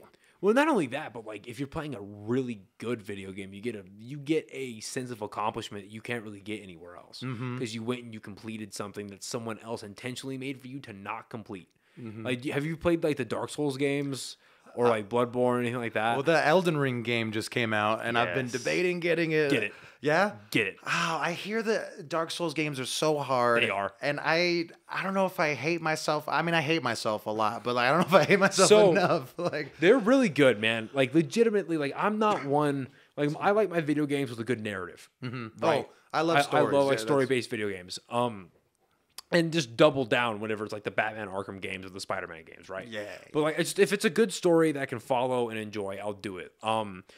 But with Dark Souls and Bloodborne and games like that, they're so like lore rich that like they don't spoon feed the story to you. You need to go and like read item descriptions, find things in the world, and like you build the story for yourself, and that's neat. But if you also just want to go through like for Dark Souls, if you want to go through like medieval world and kill goblins and kill dragons and kill whatever, and just have a good time with the bosses, you can definitely do that, and you get accomplishment out of that for sure. I hear the bosses are so brutal. They are. Some of them are super easy, but then some of them are just like but that's my point exactly. It's like with some of these bosses, like when you finally, because you will beat them eventually, right? And when you do, there is this release. Like I was playing Elden Ring this morning, and I couldn't get through this fucking boss in a dungeon. And I finally figured out what his moves were, how to block him, and how to do all these things. And I finally beat him. And I was just like, I remember putting my controller down. I was like, yes, finally. That is one of the best feelings maybe I should that because I kind of hate boss fights in general, but like when you beat it, it is one of the best feelings ever, dude. Like even when it's even like the little pixel game. I was just playing this one called Party Hard. It's like one of those pixel art games, and the gist of it is you're this guy and his neighbor's having this crazy party. So you got to kill everyone in the party. You're just like they're so annoying and they're never gonna stop. The idea is so you got to kill everyone in the party without anyone knowing that you're the one killing. You got to like take everyone into a room and stuff. So basically, like pixelated Hitman. Basically, yes, it is pixelated Hitman. Yeah. But oh man, there was a couple bosses in there that it would take me and my friend like a day or two. Yeah. But then when we finally did it, it's like so worth it, and you get this whole sense of like, oh my god, I did something. Yeah. That's what I like about video games is you get to affect the story, like you're a part of the story. Yeah. Movies, I mean, they're amazing, but like that's always been the draw for video games is we get to be a part of the shit happening. Yeah. And that's why I advocate against movie adaptations of video games. Right. Because especially with Uncharted, I've heard nothing good about Uncharted, but I love that series. Me too. Uncharted 2 is fantastic, and just like seeing that scene with the cargo plane opening up, and like all the shit comes out, and Nathan is falling out. It's like I played that. Like I can go play that and involve like you said, be involved with the story. I decide whether if I'm good enough, Nathan will live. I don't want to go watch Tom Holland fall through CGI land. I'm sorry, I don't. Like, the kid's a good actor, but I just know that he's not going to be good in that movie. Mm-hmm. Like, and just watching the trailers and reading reviews and hearing things I've heard about that movie, it does just seem like Hollywood land. It's just CGI. It's all Mark Wahlberg and Tom Holland and who's the fucking villain? Antonio Banderas. Oh, nice. Yeah, watching them just react to things aren't there. They're just reacting to the green screens in CGI land. And that's part of why I don't think I watched a lot of the Marvel movies for so long is because I was like, it's all like CGI, it's all green screen. And at a certain point, knowing so much about the production aspect of filming takes away from getting to enjoy the actual thing for me. Because every time I'm thinking like, okay, this is just one shot and like they're just saying these lines and they had multiple takes and like, you know, right after they said that, the guys were like, cut, you know, or something. And I'm just thinking about like, oh, this was a script that got passed down and like all these different edits and these different angles and all these different cuts. And obviously, you know, when it's all put together, it's beautiful and it's this work of art. But just the whole time, I can't stop thinking like of all the behind the scenes stuff. I'm like, oh, there's just a bunch of people standing like behind the camera right now, like with clipboards. And they're like waiting to, you know, it's like a fucking... like a table full of food, you know, off on the side. Like, it's hard to enjoy it once you know all the shit that happens behind the scenes. But then, when a movie's good enough, you don't think about it. Yeah. Like when certain movies like get me involved, and I don't think about that stuff. But it's so hard for me because I'm so nitpicky with shit, and I'm just always looking through. Yeah, like it's with comedy specials too. Some comedy, I'm sitting there trying to pick everything apart, setup, punchline. You know, all this different stuff. But then sometimes I just get lost in it. And then I'm like, all of a sudden, I'm like, oh, I just watched the special and I didn't even think about it once. Like, that's a good fucking comedian. Like, hell yeah. That's what you want is the escapism to a certain point to where it's at the level that you're not thinking about the production behind it. And it just seems like it's this natural flow state happening before you of things. And it's so fucking hard to accomplish that. Yeah, no, I couldn't even fucking imagine. One day I will very soon as I go to college. Yeah, but I mean, no. So, but before we close out here, where like what do you want to do? Like, where do you like see your comedy going, your sketch going? Because again, like it's good that you're doing all of that and it like all evolves together. Like the better you get at comedy writing, the better you're gonna get a sketch writing, the better you're gonna get. I mean, and when you end up having a special one day, all of that is gonna be the culmination of what you're doing now. So is that your goal, or do you want to get more into the film production and directing side of it? Well, my brother told me that if I ever got a Netflix special, he would eat a piece of dog shit. Oh, fuck. So, Netflix, please, if you're listening, I need the special. I need him to eat the dog shit. I used to think about Step Brothers. I went and licked white dog shit. So that's the underlying thing. I don't know. I want to be the best comedian that I can be at the end of the day. My brain turns everything into jokes. I feel like I'm doing myself a disservice if I'm not like trying to put these jokes out there one way or another, because I'm always fucking thinking about jokes, whether or not they're good or not. But it's just the mathematic thing of like this plus this equals that, and then I just have to say something on it. Right now, local comedy, it's kind of hard. Albuquerque's on a bit of an island. There's no comedy club. There's a local comedian, Sarah Kennedy. Shout out Sarah Kennedy. She's got a podcast about trying to get a comedy club here in Albuquerque. Shit. Yeah, Comedy Ghost Town. Really cool. Just How talks sad. about all the things. Yeah. Well, yeah, man. Fuck, man. Well, there used to be, I think it was Laughs or Lucky. Laughs there was like a club here back in the day. Oh, wow. A bunch of big people came through. And it's so far to travel out to Texas or Colorado, Utah, Arizona. We're like 4 or 5 hours from the nearest comedy place. Yeah. Whereas like on the East Coast, you can hit like 10 different spots a night. So much more comedy's happening. Right here, it seems like I'm kind of just trying to perfect my own stuff as much as I can. I'm almost trying to focus more on the skit stuff to a certain, just because there's like no one really doing it in the scene. And there's a part of me thinking like, big fish in a small pond, like no one's doing it. Kind of want to try to not corner the market. Like I want to inspire other people to do it too. And like we all help each other out and get better. I grew up on sketch comedy. That was like my first love, the beginning days of YouTube. Whitest Kids You Know. Yes. Literally my favorite of all time. Whitest Kids You Know, Mad TV, and The Chappelle Show. Oh, yeah. The holy trinity of sketch comedy. Yes, and even Monty Python. I don't Yeah. know For sure. Oh, for sure. Amazing. That's old school. Oh, yeah. Yeah.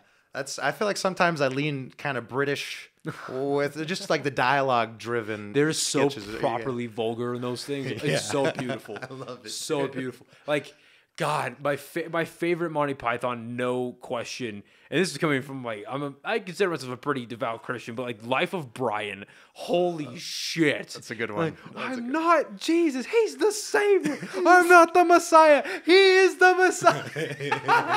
It's so fucked up, but it's hilarious. And it's still relevant today. A lot of that shit's good. I mean, they're talking about shit that was going on, and Yeah. it was real. I mean, the Holy Grail was the one that I got hooked on at the beginning, and I was just like, how have I never seen this? But it was fucking peak. Just the way they were talking about it, and how it was all produced and like funded by Pink Floyd and Led Zeppelin and like all these. There's like a bunch of bands in England that like funded the Holy Grail. And they made it was like 80 grand or something. It was like a really small budget. It was all filmed at like one castle, pretty much the whole thing. I knew that. Yeah. It was such a small budget, but What I don't the know. fuck? I want to. It's like the British, almost like the post-British invasion wave of rock As far as funded Monty Python. What the fuck? I remember at least part of Pink Floyd, part of Led Zeppelin, and I want to say Jethro Tull. What At the least, fuck? yeah. There was like a few members that funded Wow. it, which thank God they did, man. 'Cause Yeah. that is one of my favorite comedy pieces ever. In Yeah. general, their show was hit and miss for sure, but their movies are The movies are solid, fantastic. dude. Yeah. Amazing. But I don't know. Yeah, I just want to. I mean, shit. Eventually, I'd love to be in charge of like a sketch show or something. We're kind of delving into things like that. I got a group of people, and we're kind of trying to put together a little sketch show right now for local public access. It's a lot of work, but I don't know. Part of me is just like I just want to keep making stuff, getting better at my craft until hopefully a rich person is like, "Hey, here's a budget," and I'm like, "Hey, all right." I don't know, more or less, because I don't know, man. I just want to keep making shit because it satisfies me and it makes me happy. And other people enjoy it. So far, not everyone enjoys it, but the people that do make it vocal, that make it known that they like it. So that keeps me going. Well, it's really important that you said that it satisfies you and it makes you happy. And I think that when you have someone creating content or creating a piece of art, as long as they genuinely love that and they genuinely believe that, there will be an audience for it. Right. It doesn't guarantee you multi-billion dollars and all this insanity that you see, like, in Hollywood, but like there will come success. And I really do believe that people that believe in what they're doing and genuinely put the work and put the hours into it, that will become your source of income. I believe that wholeheartedly. I hope so. So here in Albuquerque, where can people fucking find comedy? Because I know Revel does some things, but like, where can people find comedy here? Where can they find you do stand up? Well, this is coming out next Wednesday. Or wait, This will come out on the 18th. Oh, okay. Oh, well, I was gonna say, well, I got a show like this coming up. Like, there'll be Tuesday, clips coming out the week before, and then the 18th is when the full thing drops. So 2 weeks ago, in the future, I had a show. It was a clean comedy show. It went great. I can only assume, guys. It's amazing, squeaky clean. No, that's funny though. Yeah, I'm doing this clean show up at Brew Lab up in Rio Rancho, and it's clean comedy. And the person running it's just like, are you sure you can be clean? You know, I've seen your act. I'm like, I promise you I can be clean. How about the gas prices? I mean, wow. Flippin' frick, guys. I don't know. Mondays, there's comedy at Lizard Tail. It's this like local bar up in the Nob Hill area. Also, shit. Founders, which is like a speakeasy underneath, right next to the El Rey. There's like the liquor store. There's a speakeasy understand. Yeah, there's like a what? There's stairs. You got to know the password. It's always different. And there's a bar like underground. A legitimate speakeasy. Yeah, and they have comedy there. They had it there last night. I didn't go, but it's like really small, and there's always a lot of people. I'm kind of just I get claustrophobic sometimes. I'm like I'm a sweaty guy, you know. I start sweating. Tuesdays. That's what's going on right now. Juno, which is like down just a couple streets that way. It's like right there on Second. This guy Royal Wood hosts it. He's amazing.